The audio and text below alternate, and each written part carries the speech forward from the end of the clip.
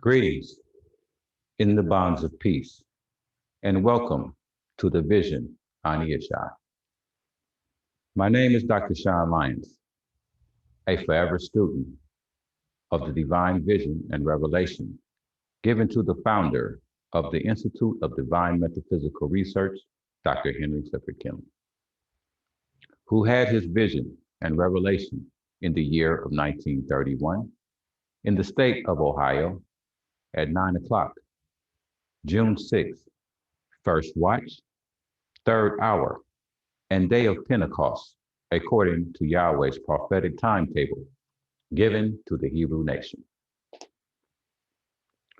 Dr. Henry Clifford Kinley proved these facts on 3 ecclesiastical peace missions around the world to every religious organization and school of the highest learning from 1958 to 1976.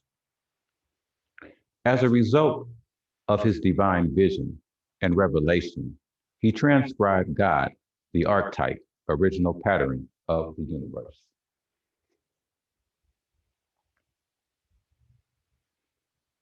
This publication was given to every queen and king of the earth and their progenies, including all president-elects until 1980, along with a Holy Name Version Bible, revised by A.B. Trainer, an Italian Hebrew. The Holy Name Version Bible reveals the true and correct name and title of the Heavenly Father and His Son. The name of the Heavenly Father is Yahweh. His divine title is Elohim.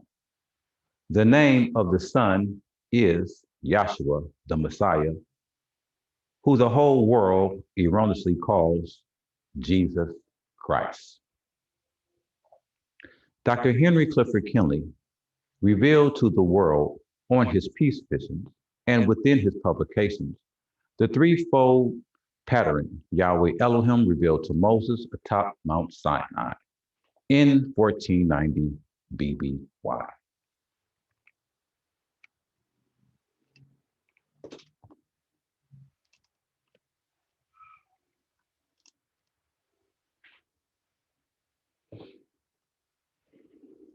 And commanded Moses to build one in the wilderness of Sinai, which established the Mosaic law and cardinal ordinances.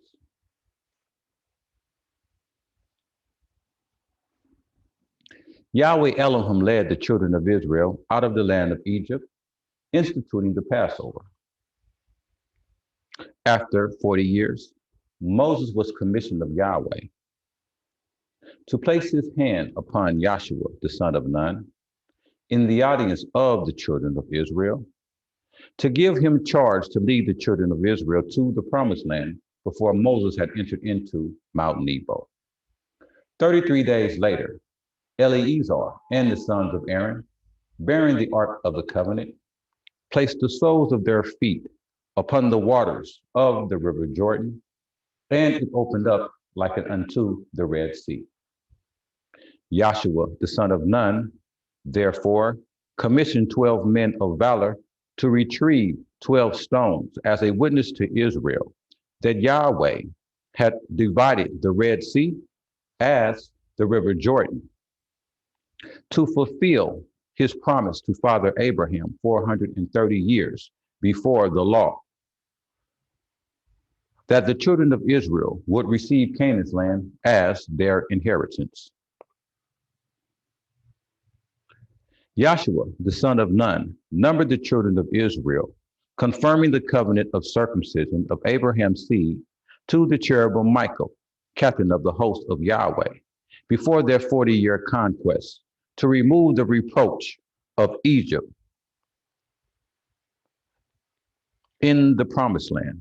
This can be confirmed in Revelation 7 chapter 1 through 4, as well as in Joshua, the 5th chapter. 480 years after the children of Israel departed out of the land of Egypt, the foundation of this temple was laid.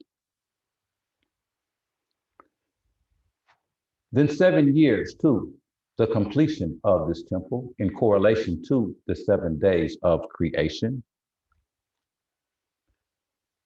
and in correlation to the 3 phenomenal days, and Yahshua being placed in Joseph's new tomb, it was deferred 3 years, the dedication of the temple, so that all the instruments that was within the tabernacle upon Mount Zion would be placed within the temple of King Solomon for a total of a 490-year cycle. The same divine service, according to the laws of Moses, was carried out for 33 years within the temple of King Solomon. Before the invasion and destruction of this temple by King Chap, the king of Egypt, this was revealed to John the Revelator that Yahshua was the true temple and the Lamb of Yahweh to take away the sins of the world. John bear record that Yahshua told the Pharisees and scribes of his day, destroy this temple, and in 3 days I will raise it again. But he spoke of the temple of his body. As well in John 19:33 through verse 37, John bear record that when the centurion soldier had pierced Yahshua the Messiah in his side, that forthwith came blood and water. 1 John 5:7 through 9. Yahshua offered himself one time through his eternal spirit to the Father to remove sin in the flesh by the operation of his death, burial, and resurrection. His ascension and outpouring of his Holy Spirit on June 6, 33 AD, whereupon the 120 in the upper room was persecuted for 7 years, preaching Yahshua was the Messiah and the fulfillment of the law of Moses, in correlation to the 70 years of servitude, that Israel was dispersed among the Gentile nation, that in the process of time, in AD 40, the Gentile nations would be engrafted into the body of Yahshua the Messiah as one new man by the preaching and believing in the salvation which was once delivered unto the sons of Yahweh, to fulfill his promise to Father Abraham that all the families of the earth will be blessed through thy seed, singular, which was Yahshua the Messiah. These illustrations can be found on page 42 in the 1961 edition and page 69 in the 12th edition of God the Archetype, Original Pattern of the Universe.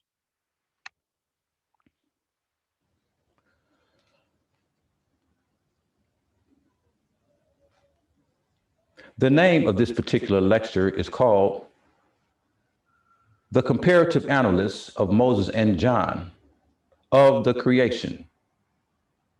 Dr. Henry Clifford Kinley had gave us rules of engagement pertaining to his vision, that the manifestation will change, but the principle will remain the same.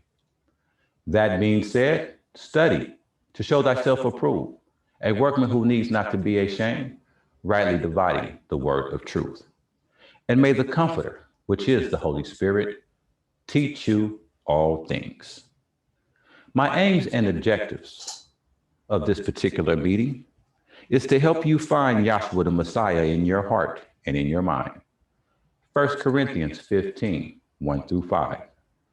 1 Corinthians 6, verses 17 through 20, and 2 Corinthians 3rd chapter, verses 1 through 6. My second aim and objective is to show you how Yahweh wrote his laws in your inward parts. Jeremiah 31:31, Hebrews 8th chapter, verses 10 through 13. My third aim and objective is to help you discern the sons of Elohim and the sons of the devil. 1 John 3rd chapter, 1 John 4th chapter, verses 1 through 10. My fourth aim and objective is to show and prove that Yahshua is the true Eloah, whom Yahweh have sent. 1 John 5:20, John 17:3. My fifth aim and objective is to reveal that the children of faith in Yahshua the Messiah are the true seed of Abraham. Galatians 3rd chapter, verses 26 through 29. My sixth aim and objective is to make all men see what is the fellowship of the mystery, which from the beginning of the age hath been hid in Yahweh, who created all things by Yahshua the Messiah. Ephesians 3, verse 9. My seventh aim and objective is to endeavor to keep the unity of the Spirit in the bonds of peace. Ephesians 4th chapter, 3rd verse. My eighth aim and objective is to press toward the mark for the prize of the higher calling of Yahweh in Yahshua the Messiah. Philippians 3, verses 14. My ninth aim and objective is to make known what is the riches of the glory of the mystery among the nations, which is the Messiah in you, the hope of glory. Colossians 1:27.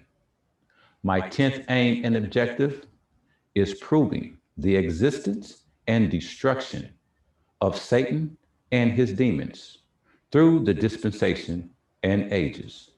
Romans 1:18 through 32, Romans 2, verses 1 through 16. At this particular time, we will have a prayer, our scripture reading, announcements, our script ascertainment and perception and direction exam. We will have a speaker and our doxology, which is Ephesians 3rd chapter, 20 through 21. And at this particular time, we will be having our prayer.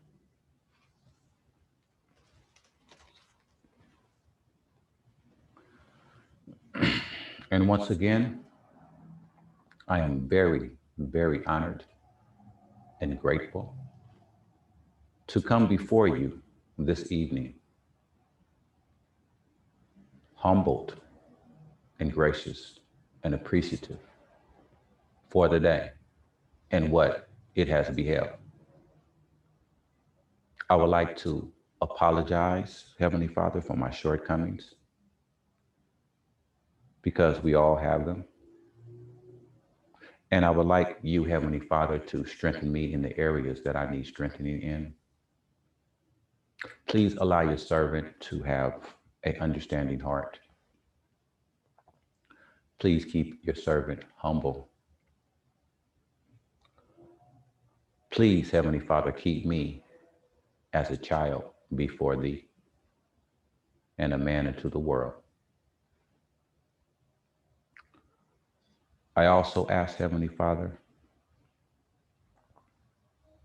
that,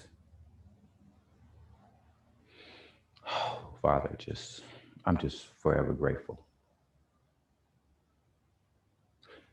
Teach me, Heavenly Father, to be grateful for all things. Teach me to praise you in all things. Teach me to honor you in all things, and to keep you first and foremost above all in anything that I can see, touch, or hold. These things I ask in the only begotten name of Yahshua the Messiah, the true El, my King, my Master, and my Savior. Hallelujah. At this particular time, we'll be having our scripture lesson.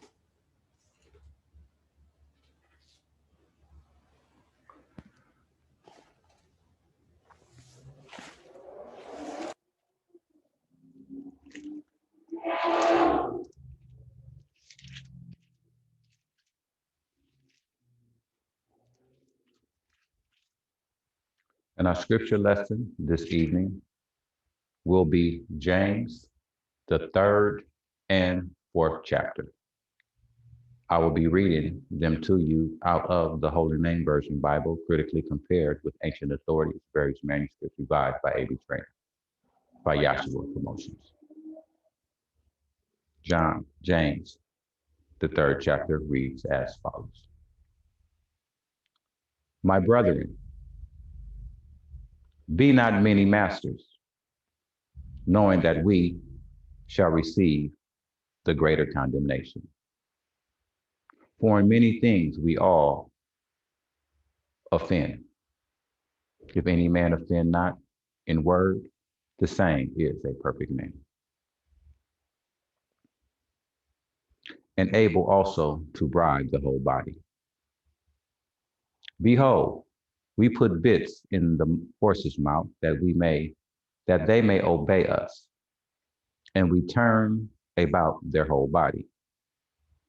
Behold also the ships, which though they be so great and are driven by fierce winds, yet they are turned about with a very small helm, whithersoever the captain desires. Even so, the tongue is a little member, and boasts great things. Behold, how great a matter a little fire kindleth. And the tongue is a fire, a world of iniquity. So is the tongue among our members, that it defileth the whole body, and setteth on fire the course of nature, and is set on fire of hell. For every kind of beast, and of bird, and of serpent, and of things in the sea is tamed, and hath been tamed of mankind. But the tongue can no man tame. It is an unruly evil, full of deadly poison. Therewith we bless Yahweh, even the Father, and therewith curse we men, which are made after the similitude of Yahweh. Out of the same mouth proceedeth blessing and cursings. My brethren, these things ought not be so. Do a fountain send forth the same place sweet water and bitter? Can the fig tree, my brethren, bear olive berries? Either a fig vine? So can no fountain yield both salt water and fresh. Who is a wise man and enduedeth with knowledge among you? Let him show by good behavior his works with meekness of wisdom. But if ye have bitter envy and strife in your heart, glory not and lie not against the truth. This wisdom descendeth not from above, but is earthly, sensual, and of the devil. For the envy and strife is, for where there is envy and strife there is confusion and every evil work. But the wisdom that is from above is first pure, then peaceable, gentle, and easy to be entreated, full of mercy and good fruits, without partiality and without hypocrisy. And the fruit of righteousness is sown in peace of them that make peace. James, fourth chapter. From whence comes wars and fighting among you? Come they not hence, even of your lusts that wars in your heart? Ye lust and have not, ye kill and desire to have and cannot obtain. Ye fight and war, yet ye have not, because ye ask not. Ye ask and receive not, because you ask amiss, that ye may consume it upon your lusts. Ye adulterers and adulteresses, know ye not that the friendship of the world is enmity with Yahweh? Whosoever, therefore, will be a friend of the world is an enemy unto Yahweh. Do you think that the scripture teaches in vain? The spirit that dwells in us lusts to envy, but he giveth more grace. Wherefore it is said, Yahweh resists the proud, but giveth grace unto the humble. Submit yourselves therefore unto Yahweh. Resist the devil, and he will flee from you. Draw nigh to Yahweh, and he will draw nigh to you. Cleanse your hands, ye sinners, and purify your hearts, ye double-minded. Be afflicted, and mourn, and weep, and let your laughter be turned to mourning, and your joy to heaviness. Humble yourselves in the sight of Yahweh, and he shall lift you up. Speak not evil one of another. Brethren, he that speaketh evil of his brother, and judgeth his brother, speaketh evil of the law, and judgeth the law. But if thou judge the law, thou art not a doer of the law, but a judge. There is one lawgiver who is able to save and to destroy. Who art thou that judgest another? Go to now, ye that say, today or tomorrow, we shall go into such a city and continue there a year, and buy and sell, and yet gain. Whereas ye know not what shall be on the morrow. For what is your life? It is even a vapor that appeareth for a little time, and then vanisheth away. For that ye ought to say, if Yahweh is willing, and we shall live, we will do this or that. But now ye rejoice in your boasting. All such rejoicing is evil. Therefore, to him that knoweth to do good, and doeth it not, to him it is a sin. I have read to you James, the 3rd and the 4th chapter.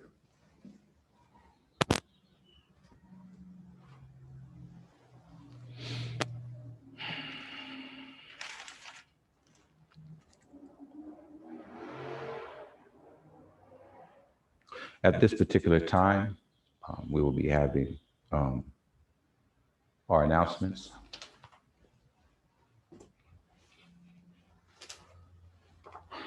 Our announcement this evening will be coming out of the book called The Key, written by Dr. Josephine Bailey Gross, my dearly beloved mentor.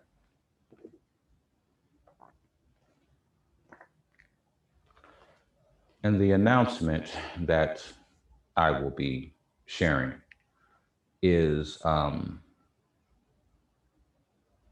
poem dedicated to the true sons of Yahweh called Journey's End, written by Dr. Josephine Gross in the year of 1977. Our journey is almost over. Our task is nearly done. But we must not give up the fight until our victory is won. It's been a tedious battle. The enemy has been strong. It's never been an easy thing to know the right from wrong. But thanks be to the Master who has never left his throne, has guided all our footsteps toward our journey home. The harvest has been gathered, our lamps are filled with oil. We are almost at the end of stress, strain, and toil. Keep your eyes on Yahweh and wipe away your tears, and know that He is the only one that conquers all our fears. Think about His great love that He has for us. Turn away from hatred, malice, and such. The night is almost ended. Day is just around the bend. All praises be to Yahweh. We can see our journey's end.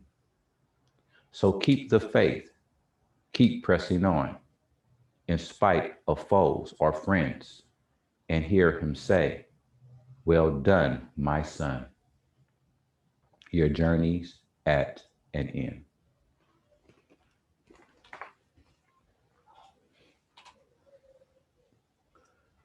At this particular time, we will be having our ecologies.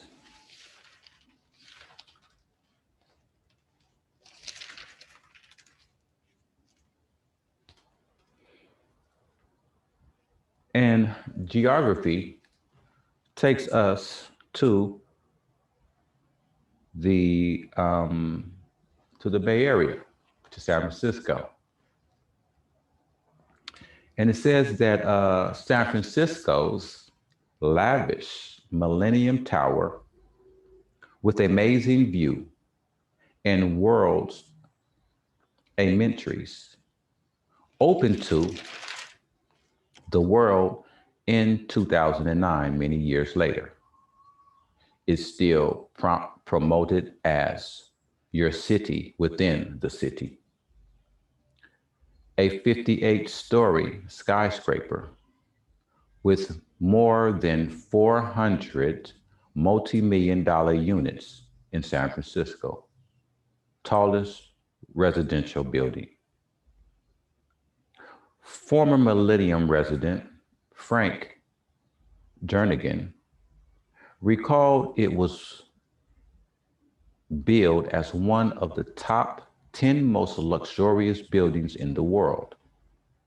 However, the tower has sunk 18 inches since it opened, and it's tilting.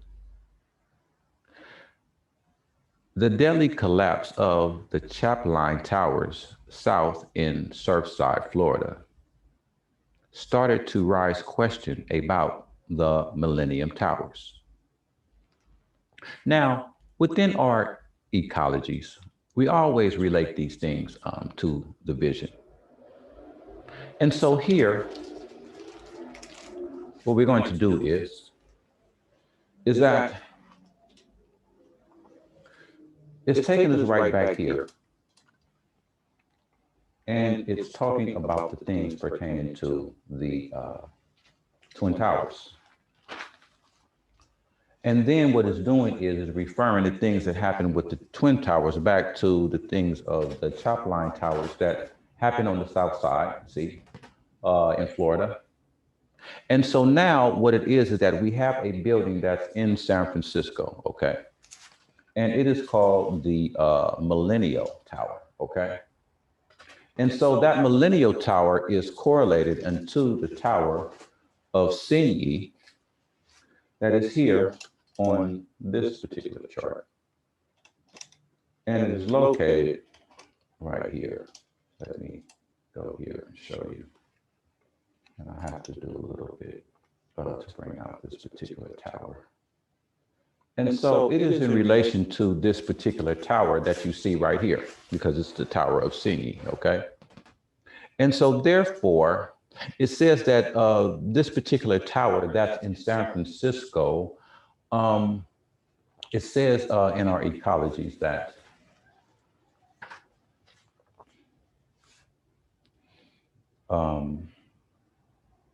that the tower has sunk 18 inches since it opened in 2009. So now when we talk about the number of 18, we understand that pertaining to numerology, that if we add the numbers, that the numbers is complete. and it speaks of completion, which is 9. But pertaining to the prophecy of Yahshua the Messiah, that when it uses the number of 18, that it is principled as the number of the mark of the beast, which is 666, 666, because we understand that 3 times 6 is 18. That was principled pertaining to how when Yahshua was talking about the woman, see, that was being plagued for 18 years. And it says that that particular woman, see, and let us go here to the vision to show you what we're talking about. See, because all of this is principle over here. That the woman pertaining to the scriptures in the biography of Yahshua the Messiah said that this particular woman here had an issue of blood. Now, if you understand the principles of what we shared pertaining to this particular chart and vision, that this is the woman, the blackness is a representation of her hair. Her chest cavity, likened unto her breast, is likened unto the man, revealing how that Yahweh Elohim had his spirit within her as he did the man, see? And this is the reason why that you have south in the red and yellow colors, picking up the same principles as the principles that's manifesting within the man. And then here we showed you that this particular location, see, when you come to the holy place, it's likened unto her stomach or her belly, and showing forth her 2 children that was within her womb, okay? So if we correlate this to the first woman, Eve, we understand that this is Cain and Abel within her womb, okay? And then we come down here and then we see how these are her legs, okay? And so we're not squeamish in our organization. We understand that right here, that pertaining to when a young lady comes to the age of maturity, that she partakes of her flower, okay?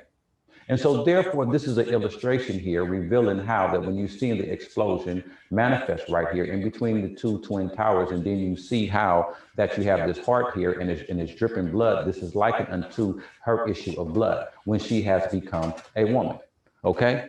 So now pertaining to the scriptures, it said that it was a woman, see, that had an issue of blood for 18 years, okay? So this is why we come here, showing that this is the woman having an issue of blood.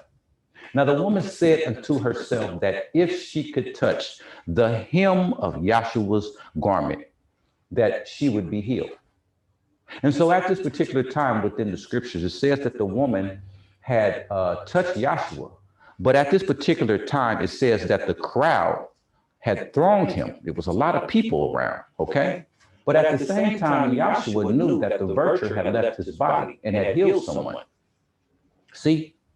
And so when Yahshua had turned around and seen the woman, see, he told her, thy faith has made thee whole. And out of all the people that was around, they didn't understand what happened. Neither did the disciples understand what happened until Yahshua had revealed this thing unto them. But at the same time, her faith has made her whole. So pertaining to the tower, it is sharing how that this tower had shrunk 18 inches. We understand that when we look right here pertaining to how this building has a satanic foundation, we understand the reason why that it is sinking, okay? 18 inches. You understand? Because we understand that the foundation that the building was built on wasn't built upon a sturdy foundation. And so therefore, what we do is we correlate it to a satanic foundation for the simple fact of the negativity that is manifesting with the building. And then we are seeing a repeat of this, okay, throughout the dispensations of time. Now, according to the divine vision of our founder, Dr. Henry Clifford Kinley, that takes us to plate number 22 within his vision. Because what it is revealing, it is revealing principles pertaining to the Tower of Babel. The first tower built, see, without divine instructions from Yahweh Elohim to build, okay? And so when we come to the vision of our founder and we focus in here, so we can show you the origin of the principles of which we speak, and we come here to plate number 22, see. You can see here how that it says the construction of the Tower of Babel. We reveal to you here how that the spirit law or the spoken word, see, has spoke down and confounded the language, see, of the individuals that were building the Tower of Babel. And we see here that it was upon a satanic foundation where they was building this particular city. And they built this city in regards, see, to call Yahweh Elohim a lie.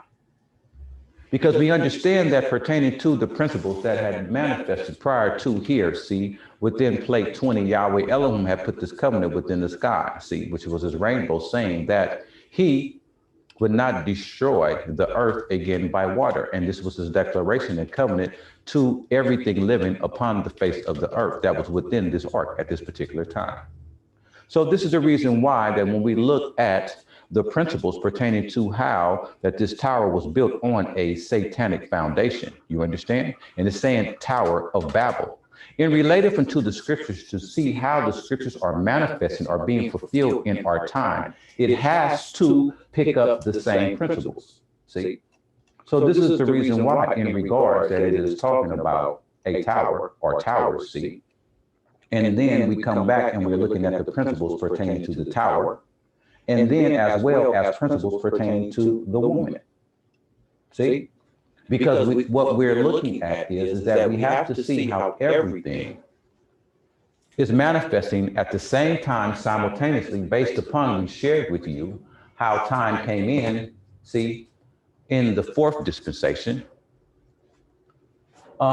picking up the principles of how Yahweh Elohim had told the children of Israel that this shall be the first day of the month unto you, when he had allowed the children of Israel to depart out of the land of Egypt. Okay? So now with this time, we understand that time came in and went out, and the ending of time was pertaining to when Yahshua Messiah had got up on the cross and said that it is finished. Because he had finished and fulfilled everything pertaining to the law of Moses, and fulfilled them and brought them unto an end, and then poured out his spirit upon the hearts and minds of man. See? So now, when we go to the our ecologies and we're looking at the things that are manifesting within the world, we have to understand that pertaining to the prophecy, that when the angel had told John, see, to measure, see, the things pertaining to this temple, that the angel had told John, do not measure the court that is without, for it is given unto the Gentiles, okay, are the nations. We are the Gentiles and we are the nations. So this is the reason why that you have these things that are manifesting within the world. And we must see these repetitious things pertaining to the things that had manifested within the scriptures, okay? And this is the reason why that our founder had always told us and instructed us, watch the news. Watch the things pertaining to the things that's happening within the Middle East, because he knew that the things that was manifesting within the news were the same things that were manifesting within the scriptures. But he wanted to see if an individual had a spiritual eye to be able to see the reflect of the things pertaining to the scriptures and the things that are manifesting in the world, and to see how, see, Yahshua is fulfilling all of these things. So this is the reason why that we always come to the chart to show you what's going on in the world, how that had already manifested, and that it is just a manifestation repeating itself over and over and over again to show you how that the manifestation would change, but the principle will remain the same. And remember again that it is his story, see? So now it takes us back, and it says that the bill is one of the top 10 most recent luxurious buildings in the world. So now when we come back here and it's talking about 10, that when you look at right here, see, pertaining to the towers, when we were sharing with you the principles of the things that took place pertaining to what happened to the World Trade Center. And we come back here and we're showing you the things pertaining to the principles right here, that this is pertaining to the law. Right here, which Yahweh has spoke down unto the people. So this is sharing with you the 10 principle to show you how that this particular tower is one of the 10 most luxurious buildings within the world, okay? Now within the world, that's putting it back right, see, back with the Gentile nation. Okay, that's very, very ambiguous.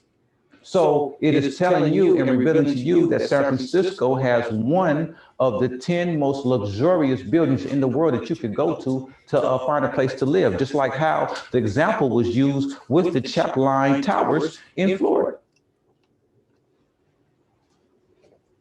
So when we go further within this particular article, it says that that the South in Surfside, Florida, started to arise question about the Millennial Towers, okay? Now, one thing too, when we go to the vision, we want to share something with you about millennial and the meaning of millennial or millennium, okay? Now here, when we come to the chart,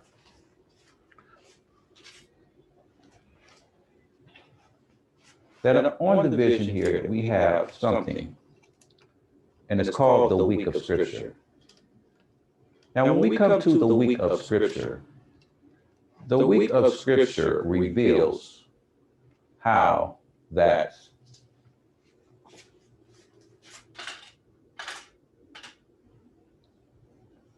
the week of Scriptures shows how that we have a week of days.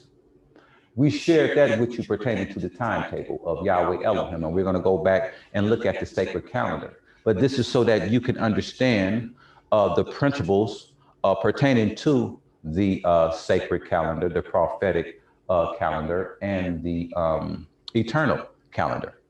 So here we see a week of days. We have a week of weeks. We have a week of months, a week of years, a week of years, and a week of millenniums. And we also have a week of ages. Now we understand the principles that manifest within a week, that the perfection number of a week is the number 7. It's principle as the number 7. So according to the week of Scripture, that it is allowing you to understand that everything is time-based, according to Yahweh's ages and dispensations.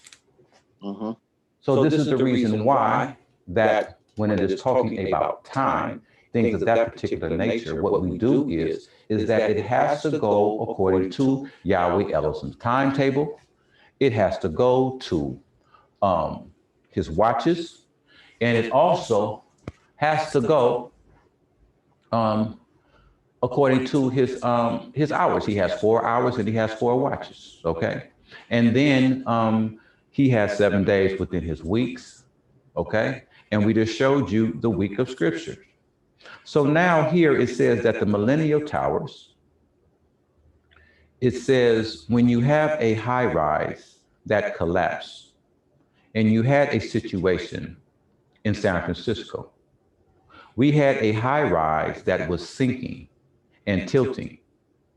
It affected people's peace of mind, said attorney Niall McCarthy.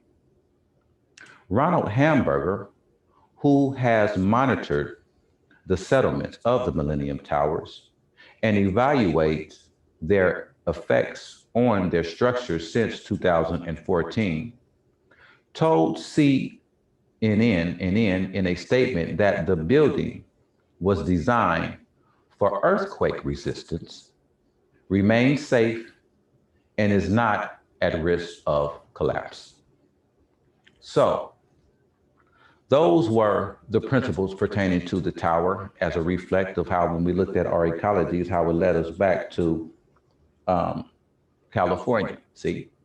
And then one statement that it says that more than 400 multi-million-dollar units, see, there go their principle of 4, all right? See, we understand that 0 is just a placeholder. So now when we look at the 400 here with this particular article, we understand that that the law was given 400 years after Yahweh had gave the promise unto Father Abraham, see? And so what happens with that when we look, see, what we do is it takes us right back to the vision. And what we do is that we have to come right back to the same area and look at the things pertaining to the principles. And we see how we have Father Abraham here, and the promise was given to Father Abraham here 400 years before the law of Moses. See that all nations would be blessed through his seed singular, which was Yahshua the Messiah. See? So this is how it's related to this area when we are looking at the principles pertaining to the tower and the promise that Yahweh Elohim had given to him 400 years before the law of Moses. See?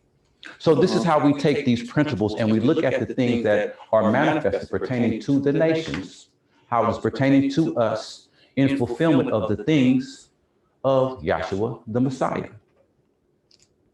So now here in our ecologies, geography takes us to Haiti. It says that Haiti's president was killed in an attack at his home. Says that Jovenel Moise is shot dead, and the first lady injured by gunmen in the capital of Port-au-Prince. Unidentified gunmen had stormed the property at 1 a.m. local time. Okay. It says that it was 5 o'clock GM time. It says in turn, it says that that Prime Minister Claude Joseph said he called for calm and declared a state of emergency. It says nationwide, Mr. Moise had led Haiti's one of the poorest nations in the world since 2017, but had faced widespread protests demanding his resignation. The nation's recent history has been plagued by groups, political instability, and widespread gang violence.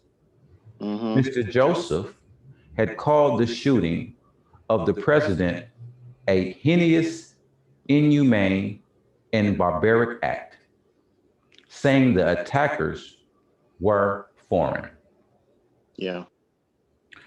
It also states that the attackers, which were foreign, spoke English and Spanish. Haiti's official languages are Creole and French. Some reports spoke of men dressed in black, carrying high-powered weapons, who may have pretended to be part of a U.S. drug enforcement operation, but no official details have been given. So now when we look at these particular principles right here. United States said they didn't send them. Yeah, we know that. See?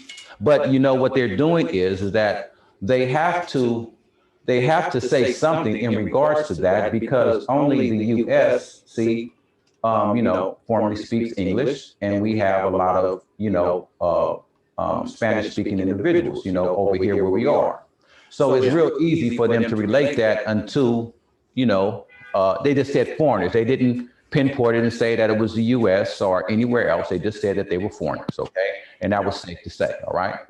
But when we talk about synonyms, okay, or things likened unto something of another, what we do is that we look at symbolism, okay? And we do that with words as well as anything else that is related to you acquiring a spiritual understanding.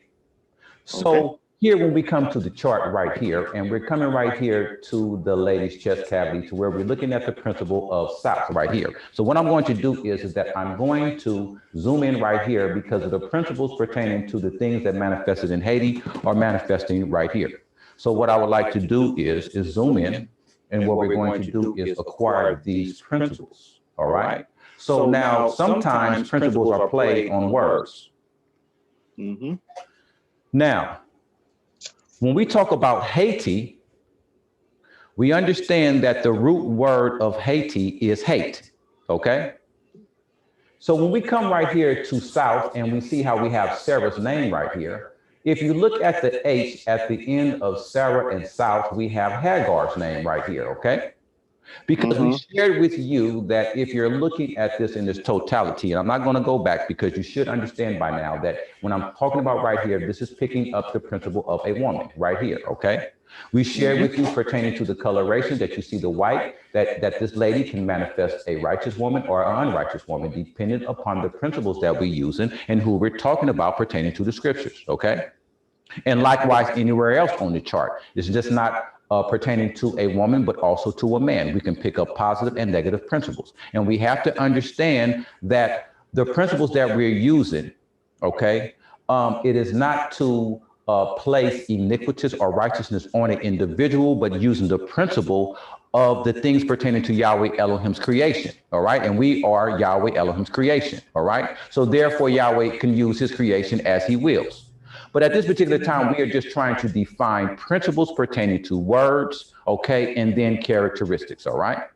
So here, when we're talking about Haiti, when you look at the word Hagar or the name Hagar, you also can see how we have hate or hater manifesting within the name of Hagar. So when we're picking up the principles of Haiti, we come here and we can look at this word that says hate, and it also says hater, all right?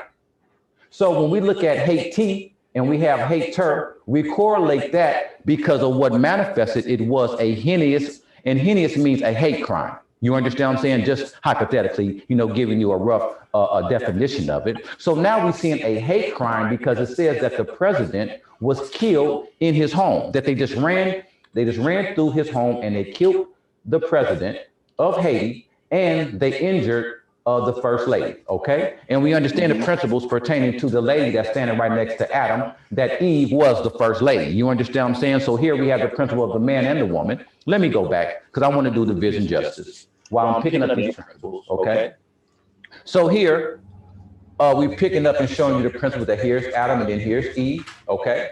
And then picking up the principles how that this is the first man, okay, likened unto the president, and then this is his wife, likened unto Eve, which is the first lady, all right? Now it says that the first lady was injured, all right? And so therefore, when we look at this, we want you to look at the coloration too, as well, all right? Now we have here, we see we got red, we got black, and we got green, okay? We understand that that's African colors, all right? So now what we did was just by defining the colorations of the African flag, we see how it was an individual of Haiti, of African descent. You understand that was shot to death. You understand? Now we look within this article and it says that he was 53 years old. If we look at where this line is, okay, now we understand the principle of this particular line, that this is the equator line or the line of the holy place, okay? That's manifesting right here. So that would be your principle of 5. You understand what I'm saying?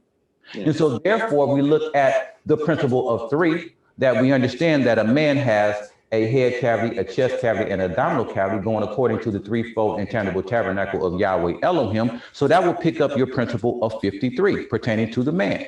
You understand? And where he was located, where he was standing. Says that he was at home, okay? And then at 1 o'clock in the morning, it says that they came in and they had assassinated him, okay? And so when we look at those principles, it's revealing to us that that was the third watch when that happened. You understand? And so principally, when we look at the third watch, what we do is that we come right back down here to Egypt, and we see how that this was the particular time when Yahweh Elohim had instructed the children of Israel to have their kneading boards on their backs, to partake of the Passover, have the blood on the outside of the door, and be ready to eat this in haste, because it is Yahweh Elohim's Passover, and be ready. You understand what I'm saying? So now it says that anybody that did not have the blood on the door, that the death angel had came and paid a visit. You understand? Now the principles was that it was nighttime, the first watch, and it says that the individuals had on black. You understand what I'm saying? So therefore it is principle by all this darkness that goes all the way around the edges of this chart, because it is revealing a principle of chaosis or chaoticness. You understand what I'm saying? Being confused. And we just shared with you within the article that it said that it was men in black with high-powered weapons, okay, and that they was allegedly supposed to be a part of a U.S. drug enforcement individual. You understand what I'm saying? Which was not true. So therefore, pertaining to that, the information that they're given is chaotic, just like how we see here, picking up those very principles. You understand? Yeah. And we have to understand pertaining to what the angel had told John on the Isle of Patmos to measure not, it is for the Gentiles. And so this is the reason why that we are picking up all the principles pertaining to the scriptures within the news, because it is pertaining to us, the Gentiles. And what we are doing is correlating that and showing you the spiritual respect to the things that are happening within the world based upon the vision that was given to me. And we showed you the origin of it on the vision of our founder, Dr. Henry Clifford Kinley. So as we continue, it says that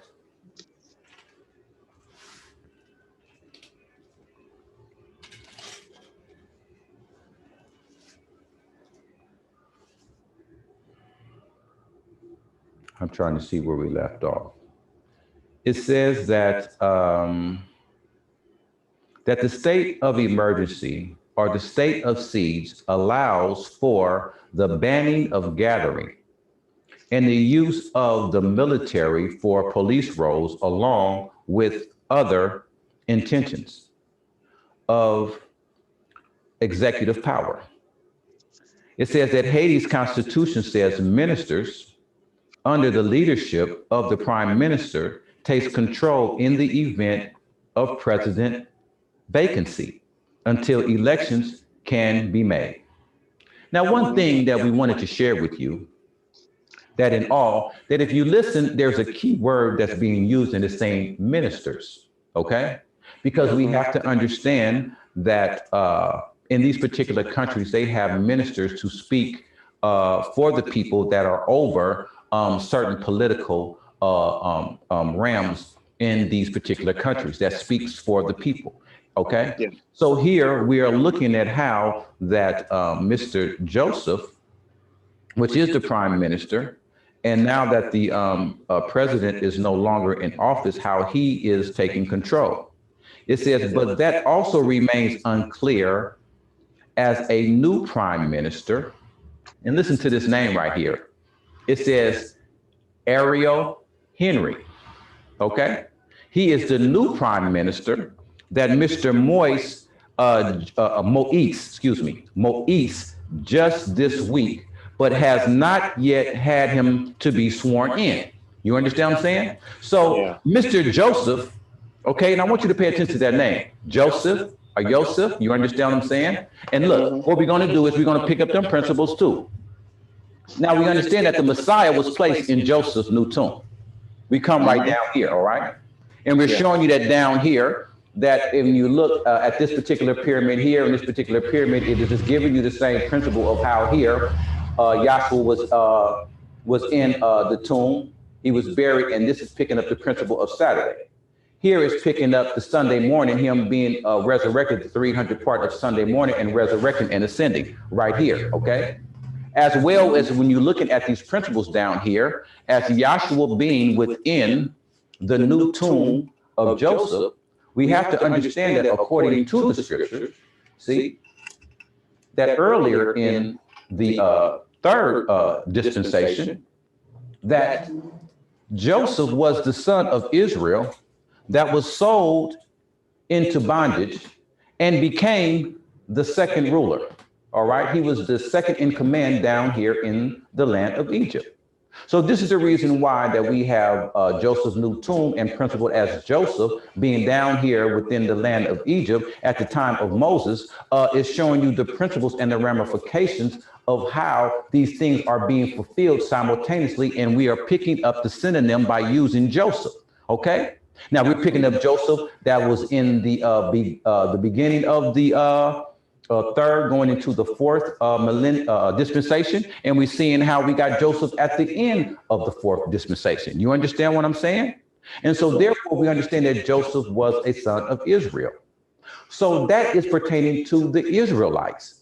Now the beauty in this is that when it is talking about Ariel Henry as being the new prime minister, see, And we being kings and priests and ministers, see, in the kingdom of Yahshua the Messiah, that I just want to run back and get these principles because I just think that they are just so beautiful pertaining to Yahweh Elohim's purpose.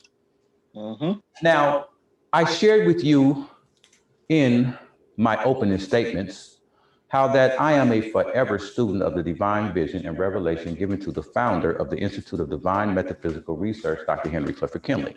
Okay, he is the founder of the Institute. And then here it says that the prime minister's name was Ariel Henry. You understand what I'm saying? All right. The first shall be last and the last shall be first. So our founder's first name is Henry and Ariel's last name is Henry. See, I'm just looking at scripture. Okay. Now, one thing that is so beautiful about that we understand that pertaining to King Solomon's temple, okay, that when after the 3 years of deferment, when they took the furnishings out of the tabernacle upon Mount Zion and placed them here within the temple of King Solomon, that when they went in, they had the Ark of the Covenant, okay? And when it was bearing the Ark of the Covenant, they had to set the Ark of the Covenant in between two bigger cherubims than the cherubims that was placed on the Ark of the Covenant that the priests bear, okay? And the cherubims were humongous and was big as the building, like unto we have Yahweh Elohim here and we have Yahweh Elohim Yahshua here, okay, showing the exterior and the interior, okay? And then we showed you their wings, showing them to provide a principle of this being the angels on the Ark of the Covenant, this being the mercy seat, okay, this being Aaron's rod that budded in the mercy seat, okay, along with the manna, okay, with the 10 commandment stones that was within the Ark of the Covenant, being that 3-point configuration of furnishing in the most holy place, okay? So when we look at how that King Solomon's temple was made, it had a porch, a oracle, and a sanctuary, okay? Yeah. And within the sanctuary, they had a cherubim. One of the cherubim's name was Ariel. I can't remember the name of the other cherubim right now because I'm just trying to rush and hurry up and get this principle out, okay? So please forgive me. And one of the big angels that they set the Ark of the Covenant up under, okay, was named Ariel. And it was a big cherubim, and their wings touched onto the ceiling right up here within the sanctuary of King Solomon's temple. And they set the Ark of the Covenant right up under two bigger angels with their wings touching. You understand what I'm saying? And I just found that beautiful because the outer, okay, was a representation of the Gentiles. And the inner was in likened unto the Gentiles, and it was showing in reality that one new man in Yahshua the Messiah by having both nations, Jew and Gentile, in one man, and they were all manifested within the principles of this temple within the inside. See? And I just thought that was just so beautiful when I was sitting up reading that. And see, only somebody that's really, really knowledgeable of the things pertaining to the scriptures understand these things and these principles and able to see them. And this is why our founder had told us to stay within the news so that we can be able to see these principles, okay, and to be able to look at them spiritually and psychologically. So what happens is that brings us right back here to where we're showing you King Solomon's temple again. We're showing you how that we have the porch, the oracle, and the sanctuary, okay? And then this is the part right here to where the Jews would perform all their functions pertaining to the sacrifices and everything that they had to do within the outer court area, okay? And then you look right here and then you see this big court that's manifesting right here, that this was the court that was given unto the Gentiles and the other nations, because couldn't no other nation but Jews come inside of here, but all the other nations could manifest themselves right out here. Okay, showing how this, like I said, is a representation of Yahshua's body, and therefore it has a place for the Jews and the Gentiles. Okay, and it's showing you that on the outside as well as the things pertaining to what manifested on the inside. See, so you know what we do is, like I said, we look at all these principles, and what we do is that we run the ramifications all the way down. Like I said, because we're running them down because everything is a witness unto the Messiah. That is our direction. Our perception is to look at all things, okay, leading us unto the Messiah. That's the reason why that we have a perception and direction exam. And this is the reason for our ecologies. So it says that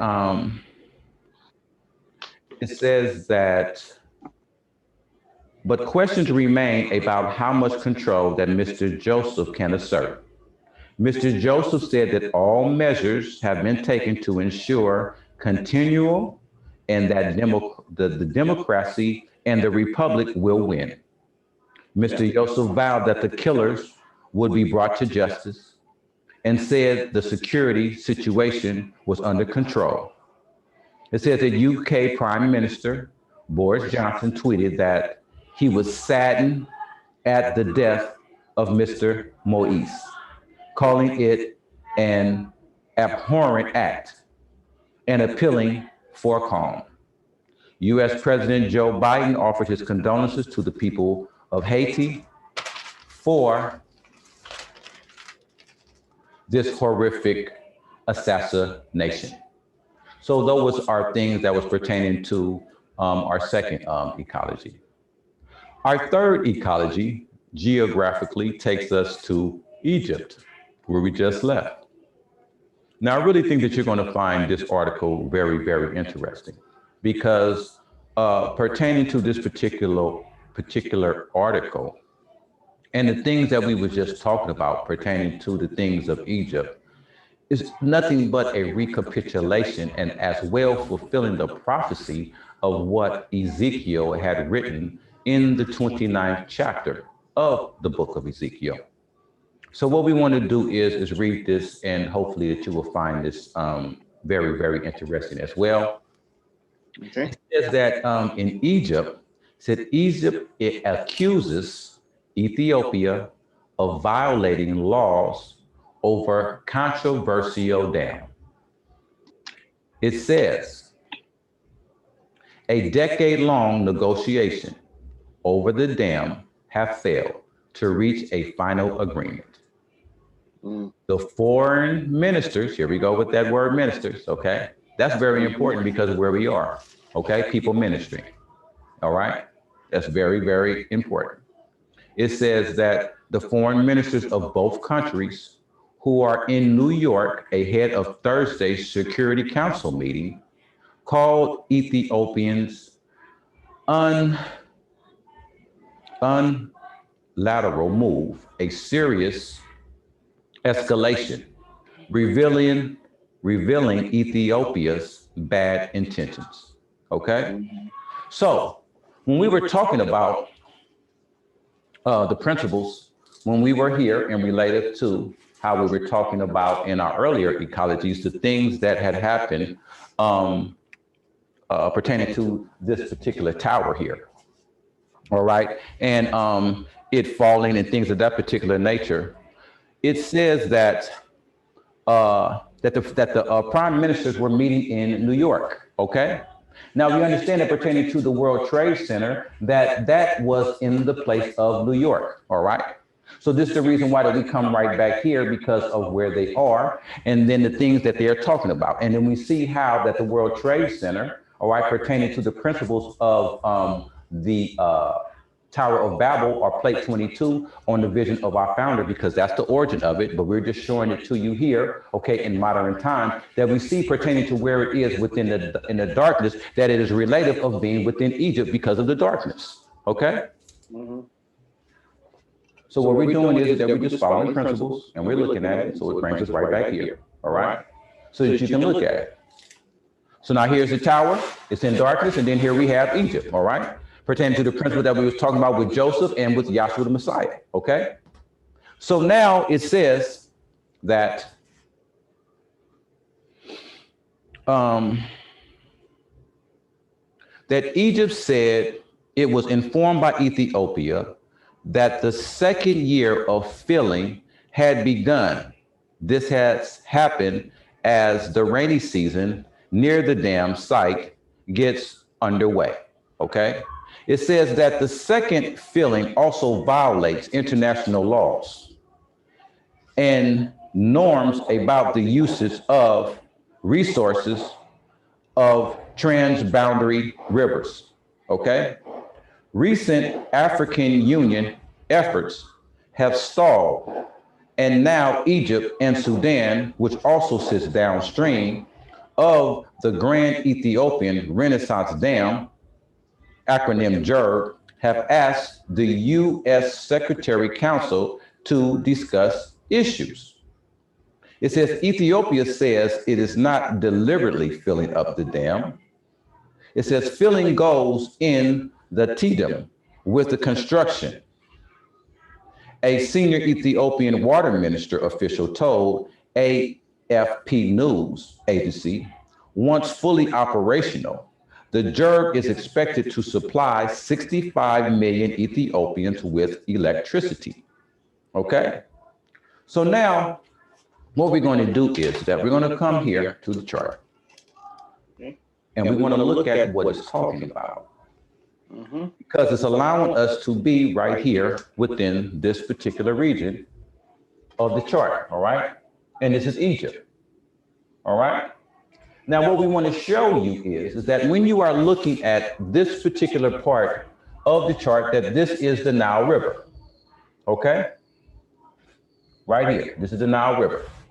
When you come right here and you are looking at this particular calendar here, this is revealing how this is a time and a times a year, which is 12 lunations, which is 360 days. That's what you have right here. And this is showing you how you have a times, a time and a half, and a times pertaining to the prophecy that was spoken by Daniel when he was picking up a time and telling you how you decipher time. Here is the proper way to decipher time, and then here is the incorrect way to decipher time. And we showed you the examples that are manifesting right here. And what I'm going to do is I'm going to zoom in so that you can see what I'm talking about pertaining to these particular principles right here, okay? Right here, all right? So that's what we're looking at right here, all right? So now when we look at this right here, that this is a principle or a manifestation of JERG, okay? All right, right here. This is the dam that it's talking about. All right. And it says that 65 million Ethiopians is expected that they will have electricity. And it says that the authority says that it will transform people's lives and the country's development. Okay. So that's what the Ethiopians are looking at pertaining to the things that they are talking about. All right, right down here. Okay. And then it says that that the authority says that the foreign ministers expressed its irritation about the diplomatic issues around the dam to accuse the Arab League, which appears to be back in Egypt and Sudan, of meddling. Ethiopia says that it has an issue that this is an issue for the African Union, okay? Now, if you understand how this geographically looks over here, that this particular Nile will break off and then it goes into the White Nile. Now, the White Nile is where the Arabian League has jurisdiction because it goes over here into the Sudan part of this particular location, okay, over here in the Middle East, okay, over here in Africa, all right, Africa region. And then when it comes over here to this side, on the other side of the dam, when it is talking about Ethiopia, okay, and then in Egypt, that it turns off and breaks off into the Blue Nile, okay? So that is the jurisdiction that the African Union has jurisdiction on, is on this side over here, and the Arab League has jurisdiction on this side, but it's pertaining to the White Nile, okay? And then they have jurisdiction over the Blue Nile, but it is all the Nile River, okay, that comes down from the Mediterranean Sea. Now, when it is talking about how that Egypt, okay, was complaining about how other people were getting into their business about this particular Nile, it brings us back to what was said when we were picking up issues pertaining to who thought they owned this particular Nile River, okay? Now, when we go to the prophecy, see, and we come here to the chart, it's going back to pick up these principles that was over here. Because we understand that Pharaoh of Egypt thought that he owned that Nile River and he was in control of that Nile River, all right? And that's the reason why that it was related unto the satanic spirit, because the satanic spirit says that that was his own river, likened unto what the king said pertaining to that being over there in the Nile River. That's the reason why Yahweh said that the whitest sepulchres, see, as dead men's bones, were the fish that sucked into the dragon's scales that came up out of that particular river, because he said that that river was his own. Now, pertaining to that particular prophecy, it says that Egypt would be desolate. Mm-hmm. And it says that the cities and the countries around Egypt, okay, would be desolate as well. But it did not say within the scriptures what the desolation would be. Mm-hmm. So now when we're coming back and we're looking at it, the desolation of what it was talking about pertaining to how Yahweh said he was going to make it desolate in those particular countries around Egypt, it's talking about the Sudan, it's talking about Saudi Arabia and all those particular countries over there, because Egypt have always been in control of those particular countries because of the water flow. Mm. Because the water flow is what? A representation of life. The water flow, it goes all the way back to where we had water over the face of the deep before Yahweh had rolled the waters back and allowed the dry land to be able to appear. So therefore, we understand that this is the source of life. And they're having issues with this particular water pertaining to the dam and who's controlling it. Because we understand that pertaining to the days of old, okay, pertaining to the Pharaoh that had the eagle, I guess, upon his crown, and then the Pharaoh who had the serpent upon his crown that ruled Lower Egypt, because you had Upper and Lower Egypt. You understand? That pertaining to the time when the children of Israel were down within the land of Egypt, it was only one Pharaoh that governed the whole entire land of Egypt. You understand what I'm saying? And then pertaining to that of what we were just talking about, we understand how Joseph, you understand what I'm saying? Joseph was over Egypt because he saved Egypt based upon the corn that he had when he seen and interpreted the dream, see, of Pharaoh, okay? Pertaining to how he had 7 years plenty and then 7 years lean. You understand? So now we see that pertaining to the prophecy, how all things are going all the way back in time. And we're looking at the things that happened back then pertaining to the reflect of the things that are happening now. And Yahweh Elohim is punishing these particular people because of the things that they did when Yahweh Elohim has sent them into servitude and had the Jews amongst the Gentile nations. Okay? And when the prophets were in servitude, that's when they wrote the books that Yahweh had inspired them to write the things that they written when they was amongst the Gentiles. You understand? So now when we're looking at our ecology, we're seeing how everything is coming back full fold. You understand what I'm saying? To where we can see the things that Yahweh Elohim was talking about within the prophecy manifest right now today. So this is the why that we come back and we look at the things that are happening and we see everything that is happening out here in Tigray. We got starvation. People are dying because they are hungry, okay? Within these facilities, within these countries. Why? Because Yahweh Elohim said that it would be a desolation. So now we see the famine of food. And look at this. This is a man-made famine. We understand that in the days of old, Yahweh had created the famine, okay, to be able to move the people down in one location so that he could perform the things that he needed to perform.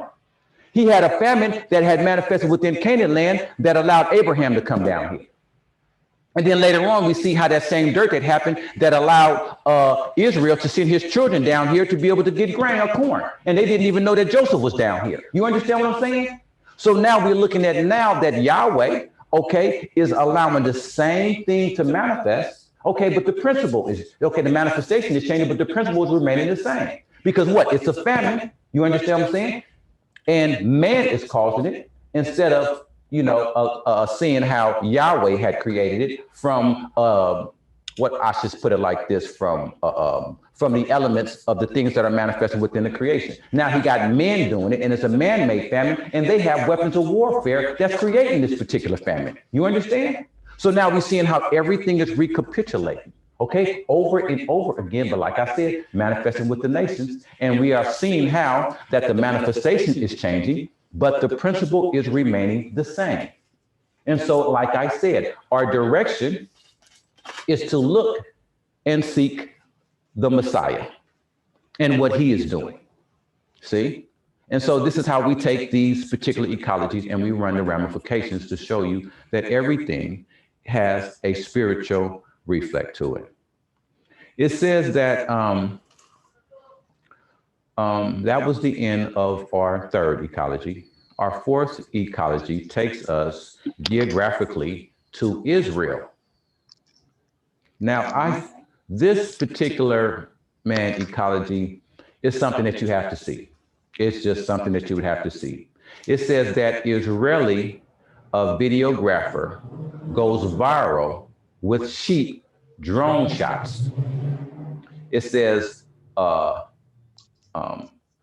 Lior Patel's drone footage of sheep has been viewed more than 100,000 times on Facebook. The drone operator from Haifa, Israel, spoke to the BBC about his inspiration and what it is like to go viral. A mega herd of 1,700 sheep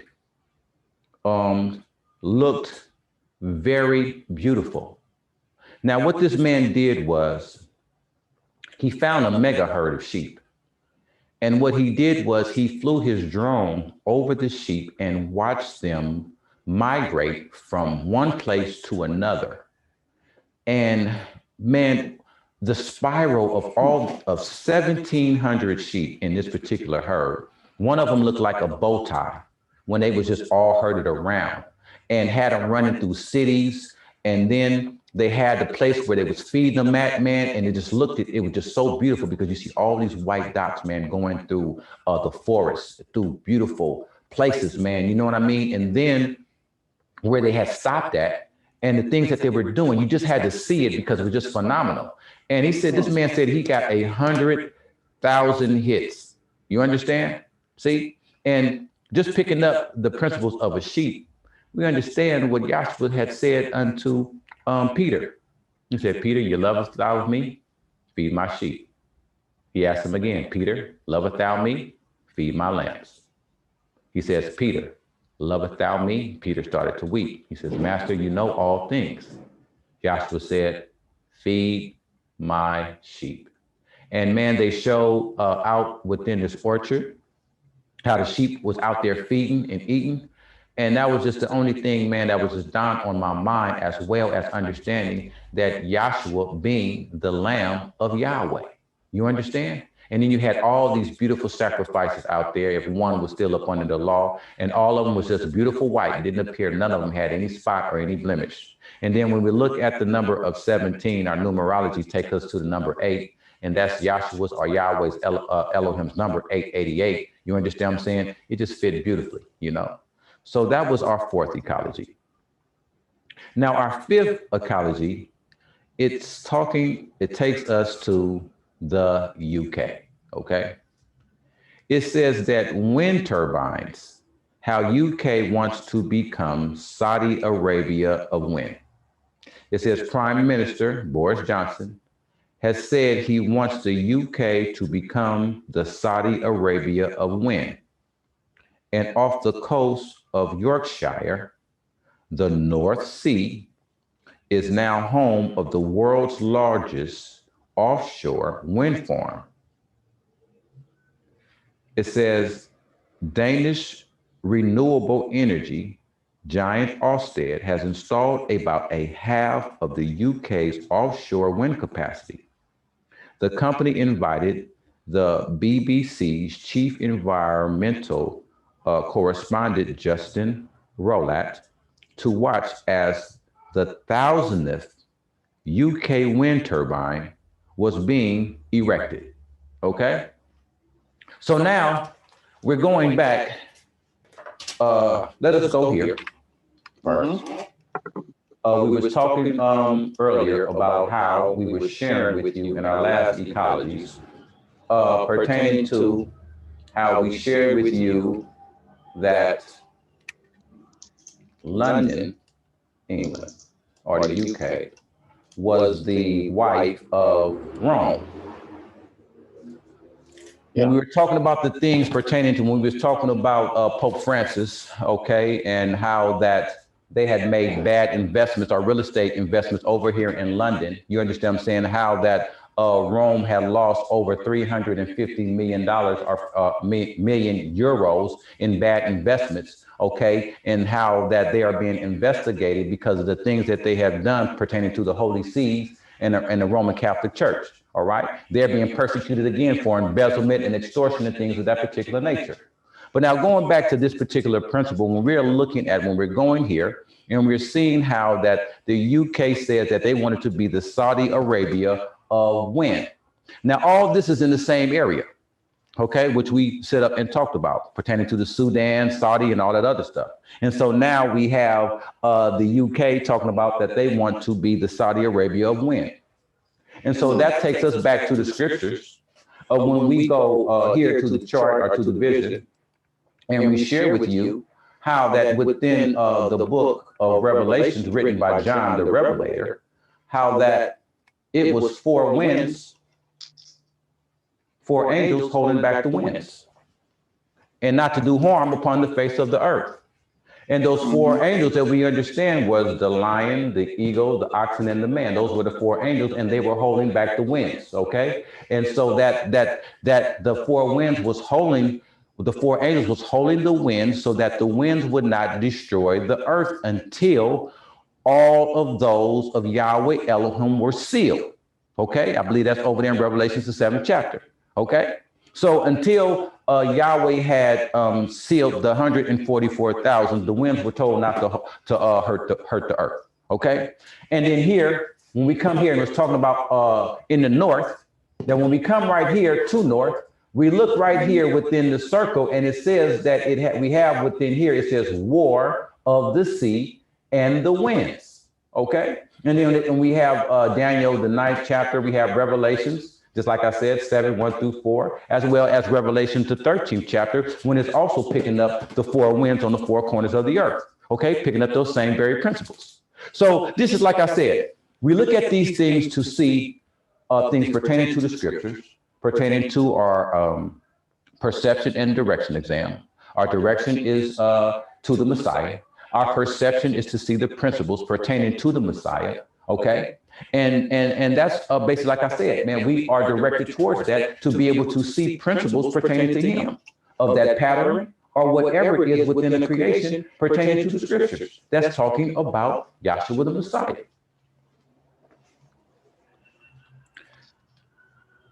Now, our last ecology takes us to Kenya, Africa, to where we have a butterfly farming to provide income and help conservation. It says the Arbuko Sokoki forest along with Kenya's coast is home to about 300 species of butterflies.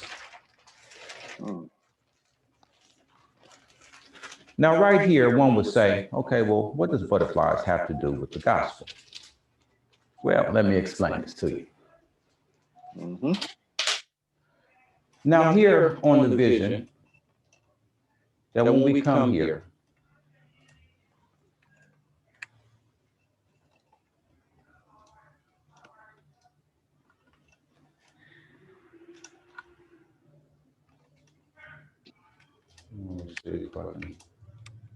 right here, there we go, right there. We come right here to the chart. And when you see the butterflies right here, it has monarch, okay? Danus Palexip. Now, if you understand anything about the monarch butterfly, that the monarch butterfly takes the trek just like the children of Israel took the trek out of the land of Egypt and went to Canaan's land.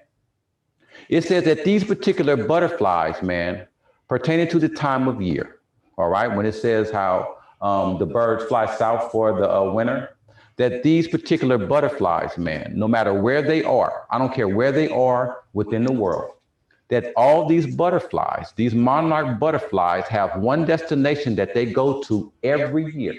And I tell you that it fails not pertaining to this migration that these particular butterflies make.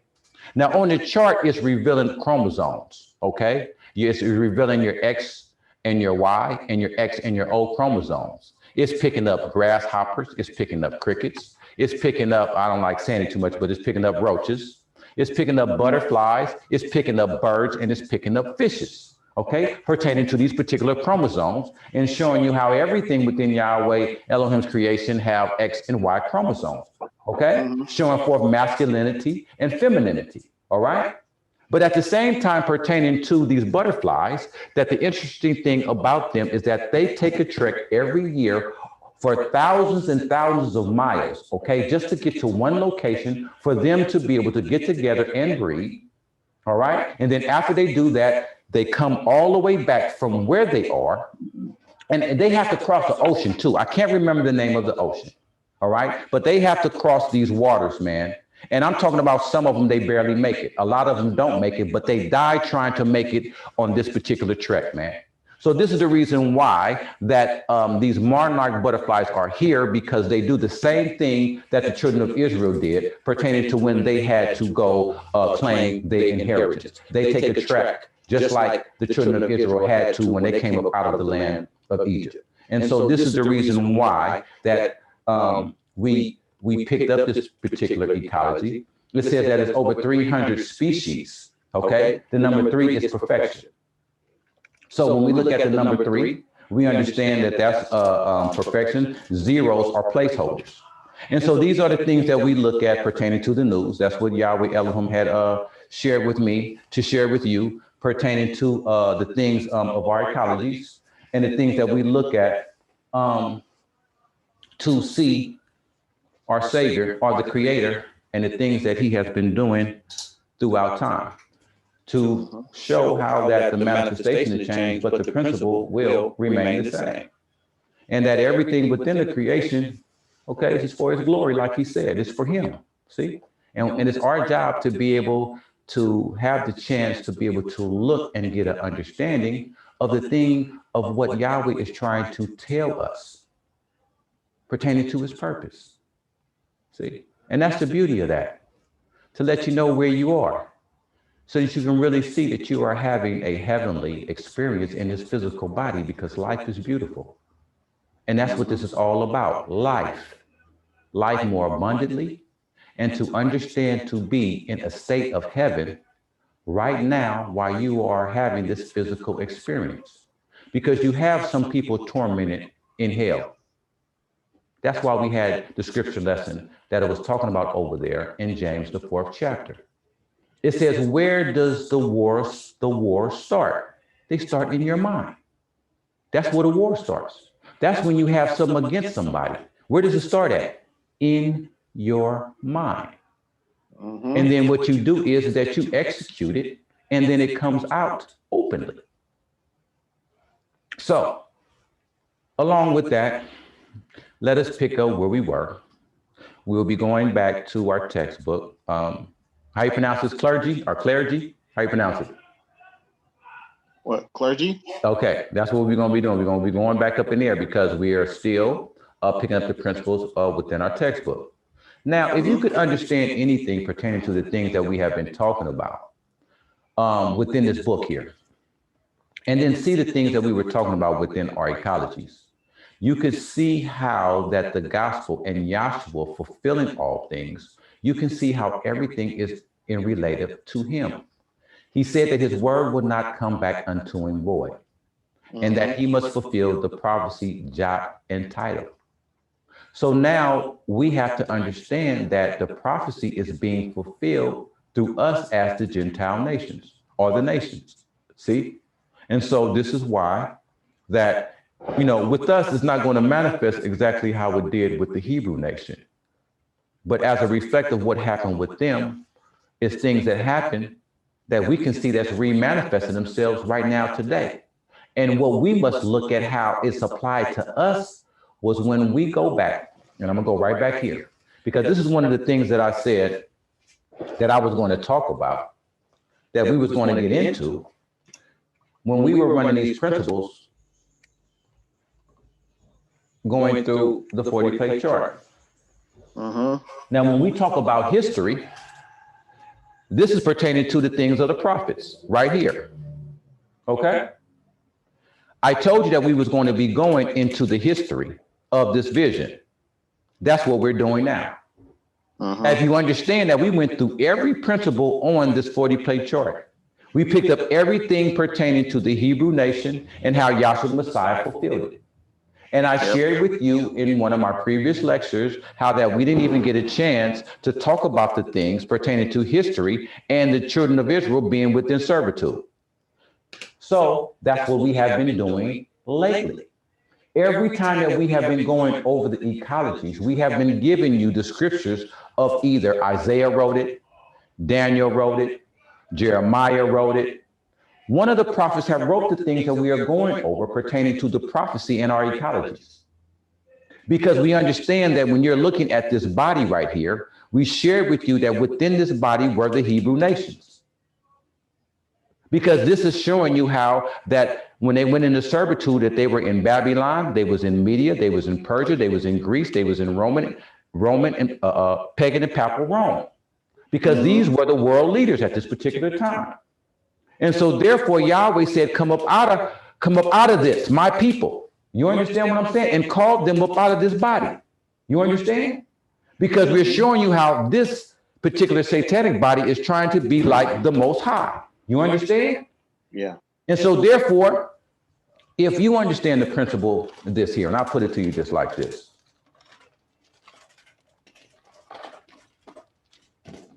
That if we understand how that if we're going all back into this body, you understand what I'm saying? For the consummation and the revelation of Yahshua the Messiah, okay? And we understand how this one here said that I will be like the Most High, okay? Trying to look like Elohim in this manifestation here. Let me see if I can find it really fast for you.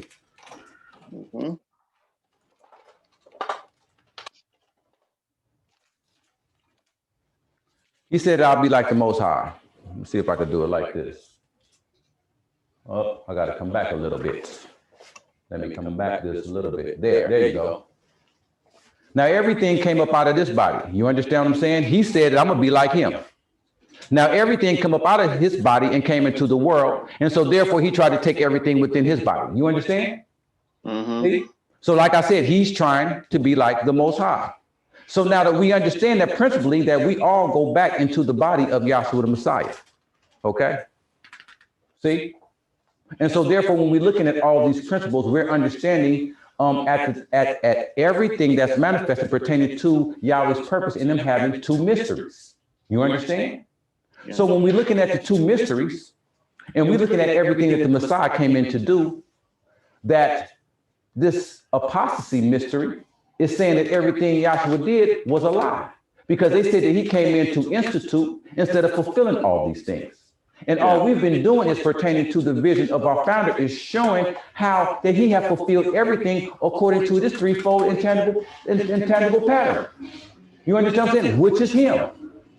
To share with you how Yahweh Elohim changes not. We learn by repetition. How Yahweh Elohim overturns and overturns and overturns. So this is now, when we go here and we're picking up history, what do you think the ecologies are? The ecologies is news. The ecologies is history. You understand what I'm saying? And then we're taking the things of history and we're revealing to you the prophecy of what Yahweh Elohim spoke that would happen to the nations in later times, which are right now.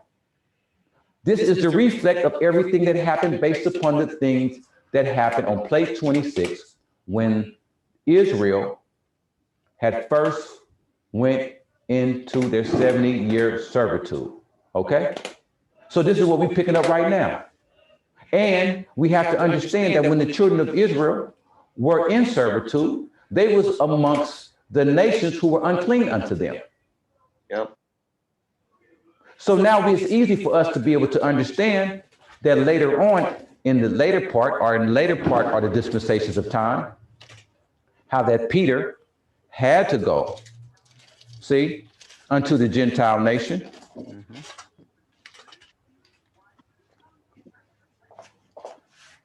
Had to be confirmed by the council. He took 6 individuals with him. You understand what I'm saying? And made the declaration right here. You understand what I'm saying? Of what was done. And I'm talking about right here in 43 AD. You understand what I'm saying? Before he made his last declaration in 52 AD, before he was taken over to Babylon. You understand? See, he had to make this declaration. And then we shared with you that when we look at, come right back here, man, boy, I tell you, this just be so beautiful to me. I'm just sprung. I'm sorry. And I don't want to come up out of this because it's just fantastic. Now, we shared with you that this is that body laying down. We shared with you that this was the head of that great image, okay? This is him with his arms crossed. This is showing you his hip. This is coming around to his thigh, and then this is his calf, and this is foot, this is ankle, okay? Picking up wrong, all right? Right here, right?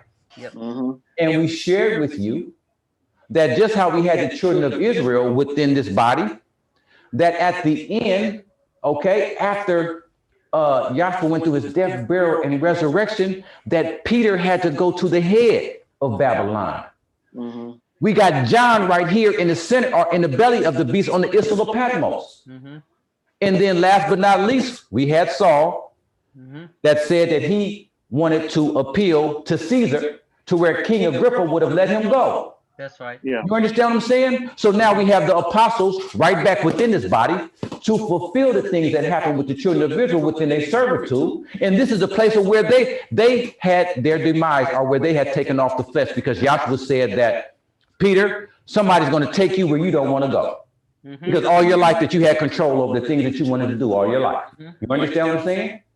Then he told John, he says, what if John never dies? What if it is, what is it to you? You understand what I'm saying? Because that was a rumor that they were talking about John, but Yahshua didn't say that he was not going to die, but he happened to be one of the apostles who lived longer than all of them. You understand what I'm saying? That was here on the Isle of Patmos to be able to write the book of Revelations in book 96 AD. You understand? Right. And then we have Paul, or Saul, you understand what I'm saying, who is the father of the Gentiles. He comes here to pagan and papal Rome and stayed in Rome, okay, until his demise. You understand?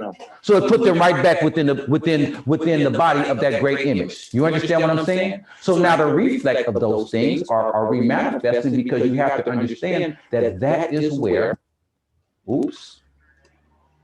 Okay, sorry about that, you guys. I can see it. Yeah, I can see you. Okay, that is where that the apostles of the Messiah's last ring or manifestation were, according to the scriptures, when they wrote the things that they wrote for us to be able to read right now today. Put them right back within the body amongst the nations. You understand? And then after the gift came unto the Gentiles, what did Peter say? He says that right here, when we look at the Gentile conversion on the vision of the Ishi, he said that they received the like gift like unto us when we first received it. Right. See?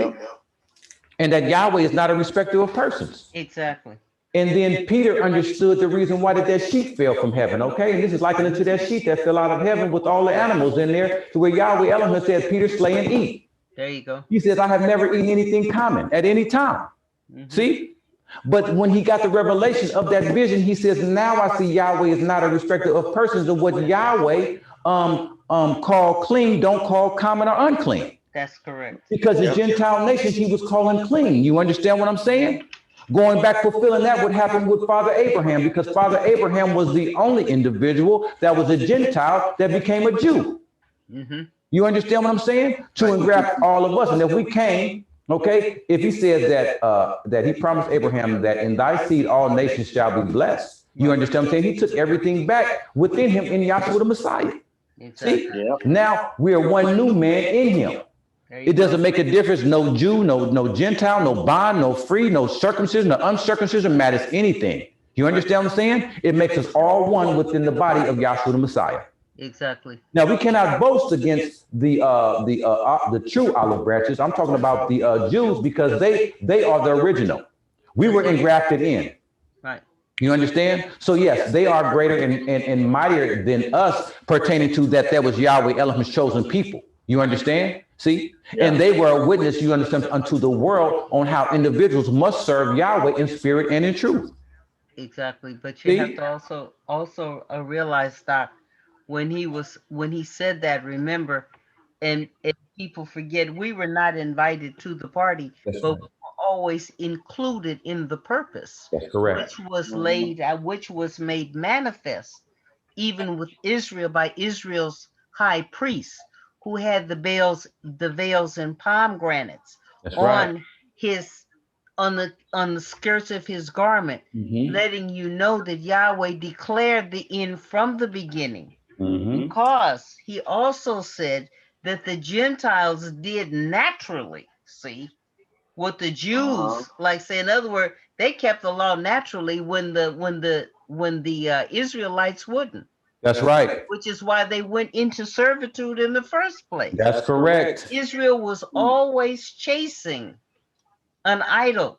That's right. Always from beginning to end. That's And by right. the way, also the Apostle Saul was a Roman citizen, which is why he was able to go before. See, the emperor, he told him, look, when they were trying to mess with him, he said, I am going before, see, the head.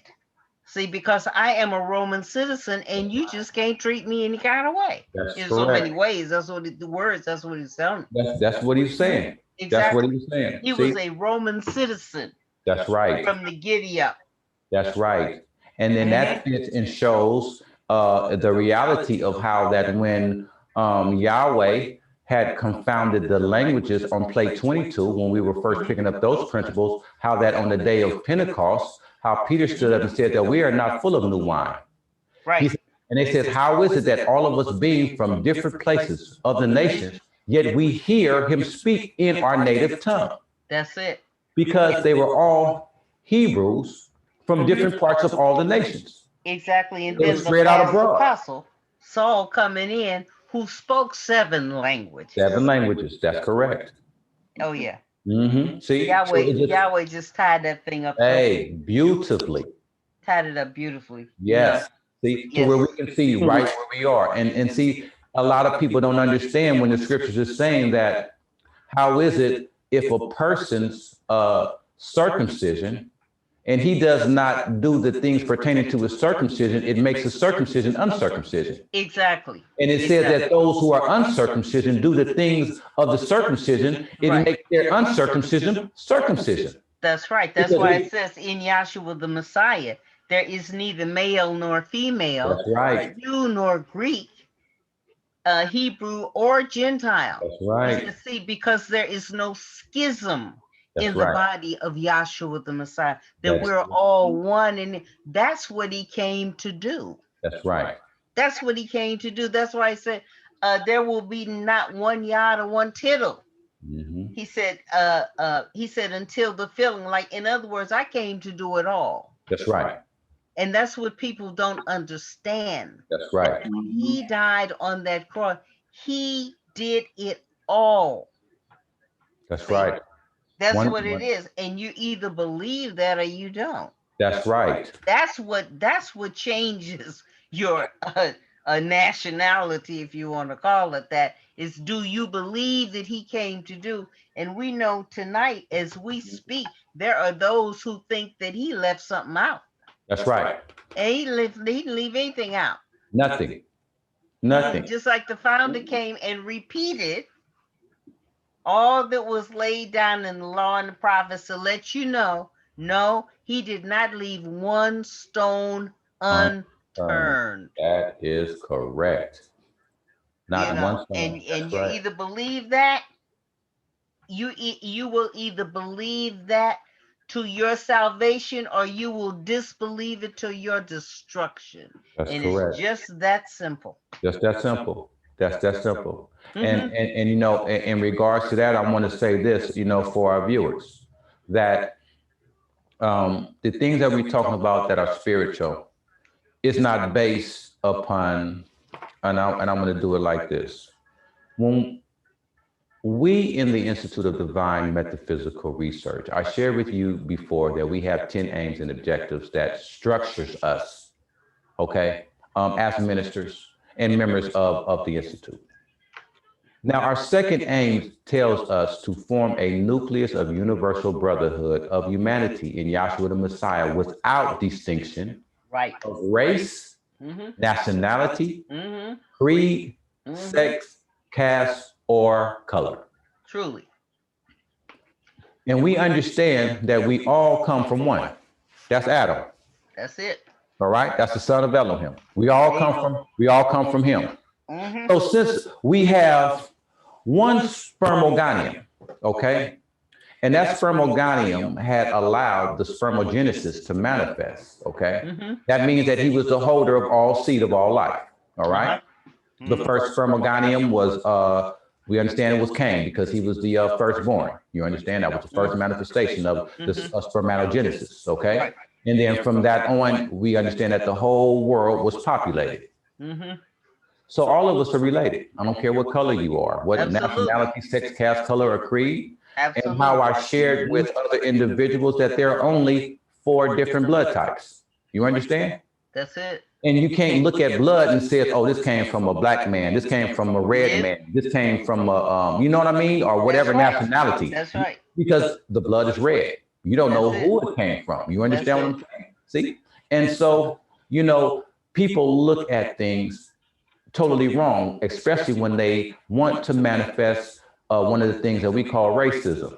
You know what I mean? And they don't understand that the scripture says, how can you say that you love Yahweh who you have not seen, to where you hate a man who's made in the image and likeness of Yahweh? There you go. You understand what I'm saying? So you that's see, it. And you're talking about one race, and that's the human race. Exactly. We just that's said the the human same race. thing at the I don't same care time. what color comes in.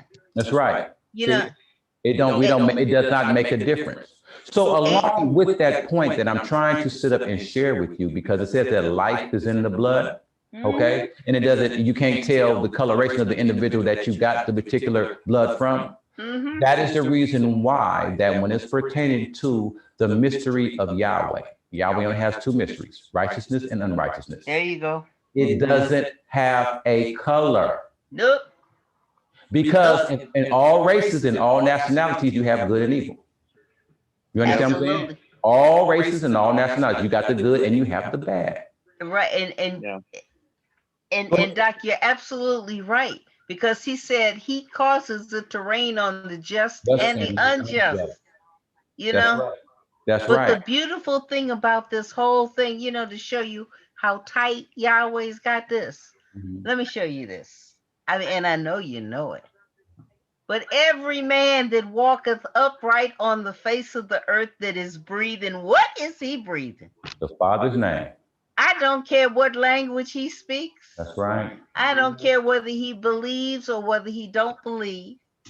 He is giving praise unto the source from which he came, like it or not. And let me go get the scripture. scripture. He can't do nothing about it. Go ahead, keep preaching. I'm just going to get the scripture to validate what you were saying. I love it. I love it. Yeah, he can't do anything about it at all. See, because he breathes the name. And he does, and first of all, he cannot, he can't say he doesn't exist, even if he's an atheist. That's right. But again, if he is alive and he is walking upright, he is breathing the name. Psalm 150:6. Let everything that breathe praise Yahweh. Say, look, hallelujah. What you gonna do with that? Right here, 150. Hey, I know it. Hey, everything that has the breath of life, praise ye Yahweh. Look. And one thing too, that I took the liberty. Now I understand that, you know, within the archetype, and I'm not trying to be controversial, that it was a beautiful lecture that our international former vice president, international dean, Dr. Robert Harris wrote when he was speaking about the principles of the love dove. Okay, beautiful. You understand? And what Yahweh revealed to me when I got caught up, and I had the divine vision and revelation in 2002, that the love dove to me was manifesting the same principle of what we just read. Instead of it saying love dove, every time the heart beat, it was saying Yahweh, Yahweh, Yahweh, just like we breathe. That's it. It's the whole thing. You know what I mean? The birds go Yahweh. There you go. The ocean goes Yahweh. That's it. The whole creation says the Father's name. Go out and listen to the trees when the wind blows through it. Mhm. You can hear it all through the winds. You understand what I'm saying? So, you know, that is one thing that is undeniable. Your pulse, when they are going through each one of its ventricles in your body, is going Yahweh, There Yahweh. you go. To your heart, from the pulsation of your heart, Yahweh. And from you breathing. You Which ain't understand? nothing but the love dove. The love dove. You That's understand all what it I'm is. saying? That's all it is. It's See, just another manifestation of the same thing. the same principle. The You know? manifestation has changed, but the principle will remain Thank you. the same. Hello. See, And the other thing that you were talking about, which I thought was so beautiful tonight, Doc, and you were talking about those cherub, oh the yeah, cherub that they had, those angels they had pressed into the walls of yes, the temple, yes. and how you had the Ark of the Covenant sitting in there. Oh Now yes, look at that. Don't you see that as everything after its own kind? yes, Hello. yes.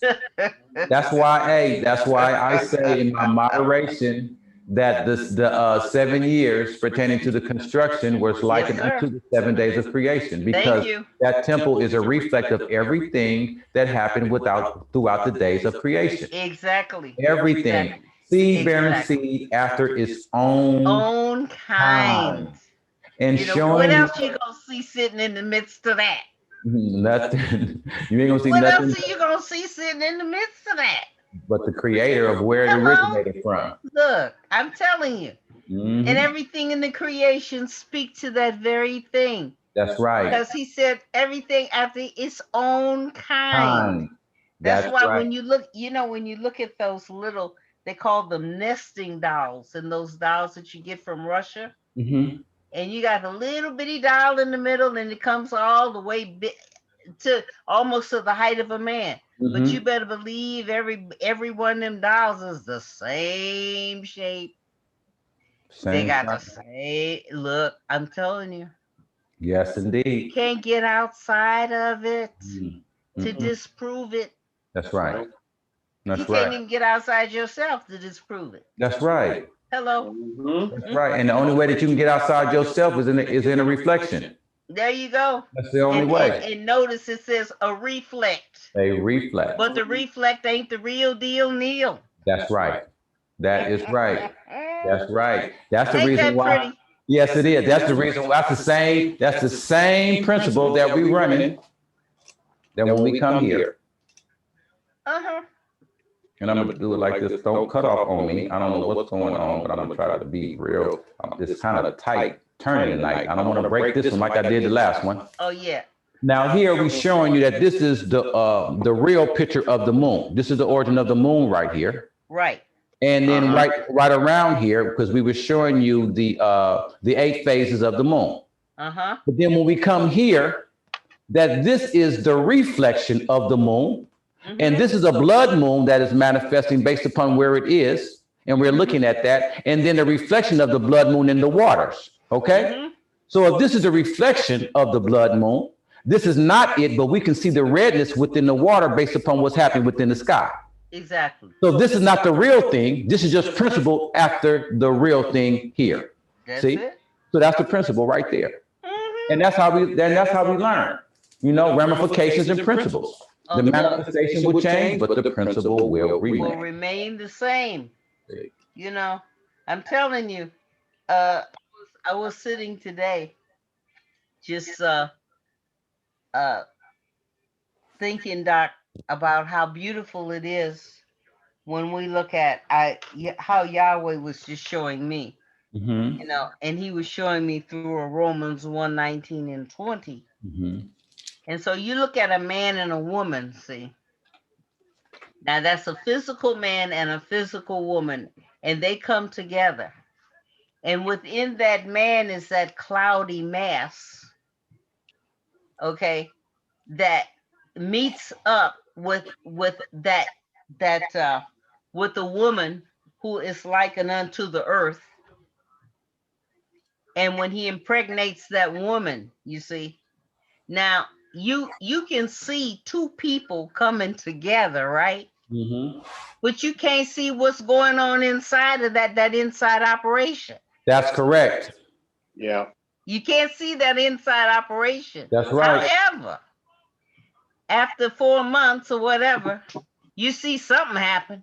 You see that stomach? You see that growth, and that's what I'm talking about. See That that growth stomach? product, right? And it goes through 3 trimesters, right? That's right. 1, 2, Okay. 3. That's And right. so at the end of those 3 trimesters, what do you see? You see when that baby comes out. That head got to come first. Thank you. And so you see that repeat of that man and the woman, what happened when they came together. That's right. But you don't see what happened. That you don't see that inside job while it's going to work. That's right. You know, now isn't that beautiful? Yes, it is. Now Yahweh showed me that in 3 seconds. I said, wow, my head almost flew off from my neck. That's right. And see, that's one thing I love about our organization, because we're not squeamish. No. See, and so, you know, just like on what Elder was saying, we come here and we shared this with you before, because of these are the principles, because we have systems within our body, and one of our systems is the reproductive system. And we shared with you before that if you look at how you have the sun that's right here, that this is likened unto the male scrotum. This is one testicle here, which is likened unto Moses and Elijah right here as the other testicle. This is showing you the erected genitalia of a man manifested within the waters of the woman, okay, or the woman genitalia, and it's showing you how that here is the if she's a virgin, here's the show of blood. This right here, which is manifestation of Yahshua resurrecting up out of the tomb, is likened unto the seed being ejaculated. Exactly. Into the fallopian tubes, which are here. We share that with you here. That's it. This right here, being the spirit, is manifesting the woman's seed pertaining to the fallopian tube. So when that the male seed enters here and fertilizes this being the fallopian tubes, which is the ark of life, it is fertilized right here. Right. And that's what we're showing you right here. And this is the invisible part of it, which you don't see. You don't see. And you better not be seeing, because if you do, you're a pervert. Look at here. But not only that, check this out too, Doc. Now you see the change happening with the woman, see, while the seed is inside of her growing, right? Yes, right. But you can't tell by the man what's going on in there. No, you cannot. You cannot. See? You cannot tell by the man what's going on in there. No, you cannot. He looks the same way. That's right. That is correct. So that, which tells you cannot look up on the Father, right? That's correct. Hello. See, nor the Father's nakedness. Nope. See, nope. And that's principle, and that's the same principle that we ran when we was talking about Noah and his 3 sons. See? And so therefore, just like how you seen this, and therefore you understand that once this seed is ejaculated into the ovum and then it grows, when you're looking at these particular plates all around, this particular section is showing you the amniotic fluids of the woman. That's the water, okay? That the child is in there for 40 weeks, like unto the children of Israel being in the wilderness for 40 years. You understand what I'm saying? Picking up the same principles. That's right. So all these waters is manifesting the amniotic fluids that the child is within for those particular 40 weeks. That's right. And so therefore, when that child is getting ready to be born, you come back down again and you see as a point of blood, you're going to see blood, and then that water bag breaks, like until you see the ascension. You understand what I'm saying? And then this is a manifestation of the womb, and it's opening up, and then the first thing that you see is what? The head of that child. There you go. Opening up the matrix. There you go. So just how you see the principles of this manifesting the scrotum of the man, now it is manifesting the head of that baby coming up out of the female genitalia. That's right. You understand what I'm saying? Showing forth the same principles and how it manifested here of 40 weeks, as like the principle of 40 years before it had came right back out. You understand what I'm saying? See? Right, and then it begins all over again. It begins all over again. And we shared that with you pertaining to the Father's vision when we came here, and we shared the principles about the children of Israel being a breech baby. You recall that lecture? See? And we picked up the principles here. Right. Same thing. Yep. See, come right here. When, you know, do the charge of justice. And then we're showing the same principles right here. Okay. We got the seed, which is the seed of Abraham, coming up to and through the divided waters of the Red Sea. You understand what I'm saying? And then what we would say in class was that when you see that rod, see, is raised up, what happened? That Red Sea opens up. That's right. You understand what I'm saying? That rod was raised up. And we understand what that is. That's the male erection. Okay? So now the seed goes here. They out here for 40 years. Yep. Okay? And then after them being out here for 40 years, what happens? It says that new birth crossed over. You understand what I'm saying? That's right. Because it says that the men of war all died off, and then the young men of valor, you understand what I'm saying, had crossed over. And they went through and through. And then we see how the Ark of the Covenant, see, you know what I'm saying, is manifesting the head. And then the head got stuck right there, and then the body went through, which was manifestation of the children of Israel as the feet. And then they crossed over, and then the head came, showing you the principles of a breach, baby. But yet and still, it's showing forth the principles of childbirth. Right. Right there. You gotta see it. You gotta see it both born and stillborn. You gotta. Oh yes, indeed. Oh yes, and that's indeed. why they said whether the child comes through alive or dead, it's stillborn. It's stillborn. Hello. Hello. See, stillborn, and it's sealed. Boy, I tell you, this gospel. You know, I mean, I was just sitting there, and Yahweh just shot that to me real quick. Yes. Bam. Yes. I said, "Whoa!" Just like that. That's how he shot that to me about the blood, and in reference to run the correlation with the spirit. You understand? Spirit has no color. No color. Indeed. So therefore, it all the manifestation of it is that if you're manifesting righteousness or unrighteousness. That's see? it. So you know, it's like this. That's why our founder had made that particular aim, because it's universal brotherhood. Exactly. In humanity, period. See, and see, you know, that's the reason why that he had set up the institute the way he did, the international board. You know, we have every nationality on our board. You know what we did. You know, but used to, right? You know, and he made certain of that. See, absolutely.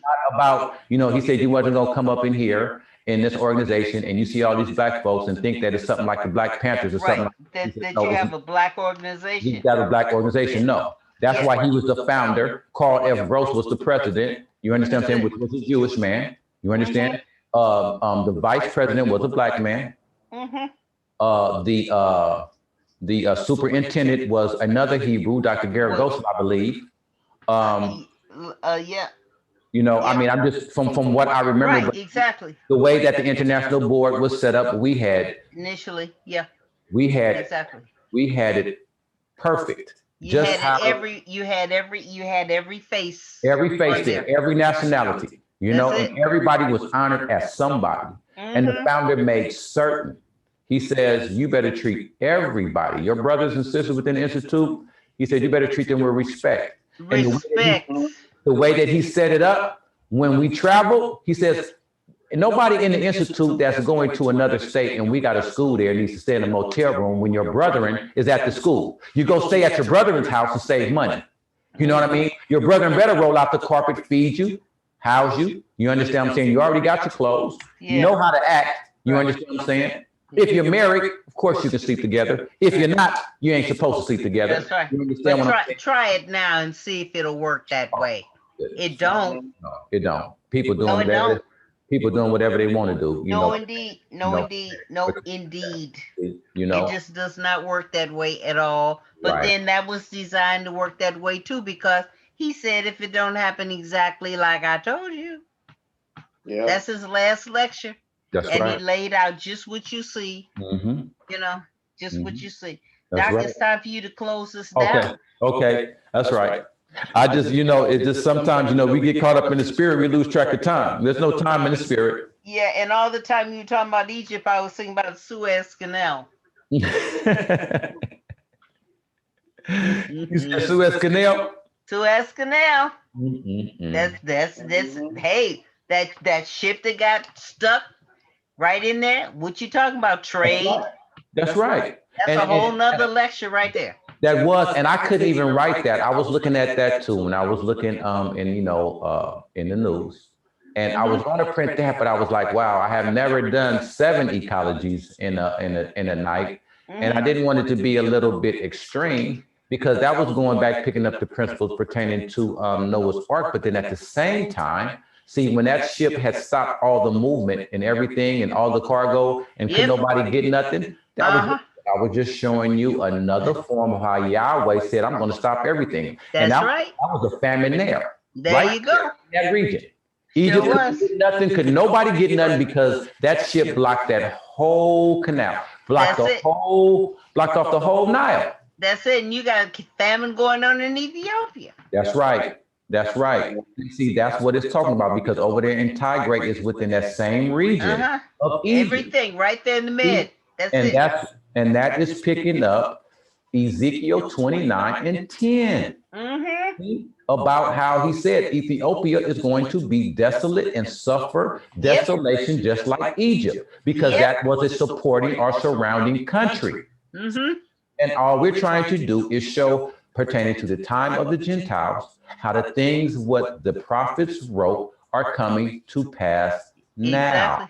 Remember when they said, and Moses married an Ethiopian woman? That's right. And they got angry at Moses because of that. They did. And then they didn't like when Joseph had married an Egyptian. That's right. He married them. Was asking that. Who else was he going to marry? Right. But then he had to marry. Just like Cain married his sister. Who else was he going to marry? That's right. That's right. See? And that's what the people don't understand. And they don't understand. They say, well, that's incest. No, it's not. No, because you have to understand that the children of Israel practice the same principles because they could not marry outside of their tribe. That's right. So they was marrying their cousins. Sure. You understand what I'm saying? To keep the blood royal. That's right. See? And the reason why that was done was so that they could properly receive their inheritance. That's what it was about, the inheritance. But the people of the world don't know that. They look at them, they were just sitting up there doing whatever they wanted to do. So when they had that orgy out there in the wilderness of Sinai, you understand there wasn't nothing that they was doing no different from what they was already doing. That's it. No, that's not true. Because at that particular orgy, they intermixed the brethren seed. They wasn't supposed to intermix. They were supposed to stay, you understand what I'm saying? Tribe for tribe. There you go. And that was the reason why that it's not written in the scriptures, but Moses says, Levites, get your swords and go slay. That's right. And that's the prophecy of Levi because of what happened when that other nation had raped Diana, which was Levi's sister. Yes, sir. He says, and my sister ain't gonna be no harlot. You understand what I'm saying? And so he made the nation get circumcised. And they got mad at their daddy because he didn't stand up for his daughter. And that's why his sons went out there and got to killing folks. That's right. And look at the wisdom of Yahweh. He says, now after you've been with my daughter, what you got to do to marry her, you have to be circumcised so that we can all be one tribe. That's it. It says that whole location, all the men had got circumcised because they wanted to be engrafted into the children of Israel. And it says they hurt when they couldn't move because they were soreness because of their circumcision, that two men, two brothers, went and killed the whole countryside. Yes, they did. And when Israel found out, he says, you made me to speak amongst the nations because of your wrath. Because Levi got madder than anybody. So therefore, that's the reason why Yahweh chose them to be his own, because of their wrath. You understand what I'm saying? There you go. And they don't understand that because Yahweh's wrath is just as great as his love. For real. And so that's why he said that the Levites, I'm going to be your inheritance. You understand? Exactly. So you really got to really understand and look at the scriptures what they are. You just can't think that you have a little bit of knowledge because Yahweh said that I'm going to bring the wisdom of the wise to naught. Thank you. My ways are not your ways, and my thoughts are not your thoughts. You understand? That's right. So but now that he is come, they better be. Oh yes, and that's for sure that. They better be. So now let me end because we can keep going. Thanks, Doc. Yeah, because we're going to get them. I already know. It just don't stop. The scriptures don't stop because it keeps us in the realm of eternity. Because of the overturning and the principles and the ramifications, So absolutely. If we don't cut it, it'll continue. And that's why the Father said, he said, I'm going to do it for 120 minutes. Okay.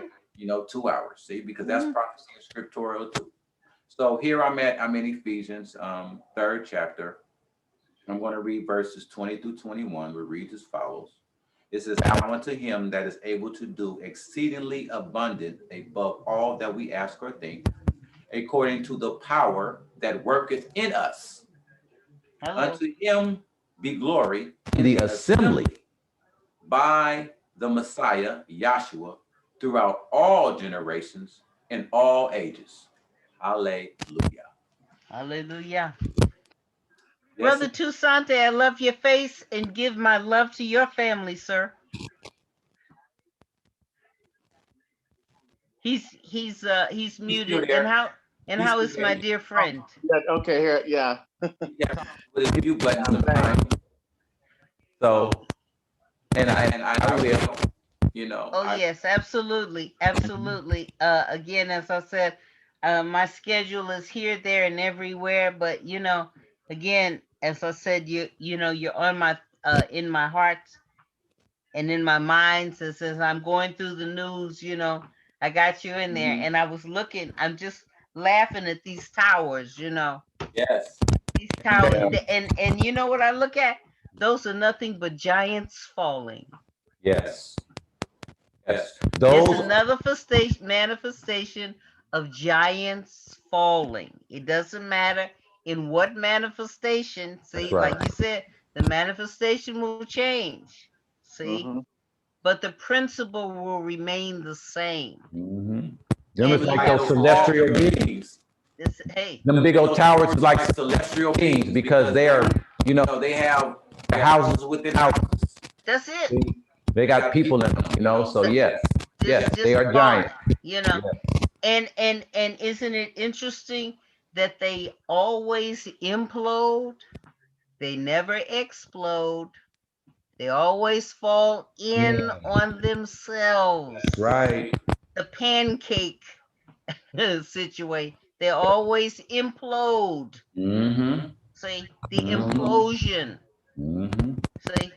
And that's principle too, because it's all talking about in the house. There you go. Talking about in the house. That's it. Those Everywhere. And implosion always becomes from lack of maintenance. Explosion is something that happens, boom.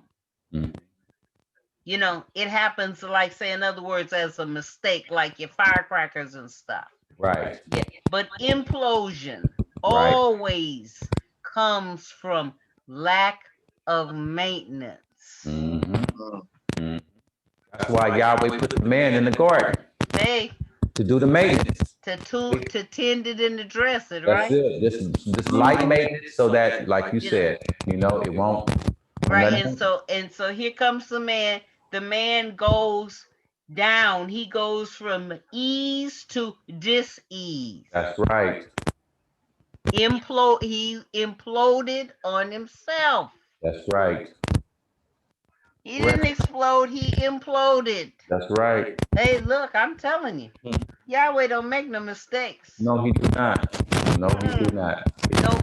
Yep. And Elder, thank you for the apologies that you sent. We always acknowledge, we always acknowledge you. We understand about your unbelievable. So just like the same with Dr. Johnson, when he can't get or he works late, we understand because one thing our founder said that people have to do. You understand? And we're all working late. That's right, and that was one thing that he has always understood. And, I always loved when I was reading his lectures, how he used to use Bishop Short as a tool for that. Because everybody would question, they say, why is Bishop Short can go do this and do that, and then he can come here and wear his collar backwards? He says because that's Bishop Short's job. He's a bishop. He has to wear his uniform when he goes to work. He's always on call. So when he's here in class, even if he does have his collar on and his own backwards, he can't be not apparent because he can't get paid for what he does. And so, it's the same with everybody else. We got a job we have to do. You know, we have a lifestyle. We got living, you know, things we have to do. Yahweh knows and Yahweh understands. So, you know, that being said, you know, we have to do the things that we have to do. He knows the intent of our heart. And like I said, and like I always say, you know, when we communicate, as we do in the morning time, elder, you know, everything is greatly appreciated. Just to have anything to promote this great gospel, you know, to allow individuals just a fair chance to be able to see life, you know, and you know, that free gift. So this is the reason why we do what we do. We do a lot of the research for us, away the excuse, and for the real researchers to pick up where we left off, to really go in depth pertaining to the things that we're talking about, to bring out the prophecy of the scriptures of what the prophets and the apostles have written, because they were hand in hand, you know. So that's why we labor, and we labor for the glory of Yahweh, you know, by Yahshua the Messiah, through Yahshua the Messiah. See, that's it, and that's all. Did you know that they brought the President Moshe's wife to Miami, Florida, because she's in critical condition. Wow. So they brought her to the U.S. That's the last thing I just read on the you know, thing going across. Yeah. And I think that'd be good because she gets the proper protection here. Mm-hmm. You know, Yeah. Yeah, because you know, yeah, she might not make it till morning in Haiti. Well, you know, see, but that's another lecture. Yeah. Doc, I love you guys, and Yahweh willing, I hope to see you Friday evening. Okay. Yeah. Okay. Love you guys. all right. Shalom. Let us go hence. Mm-hmm.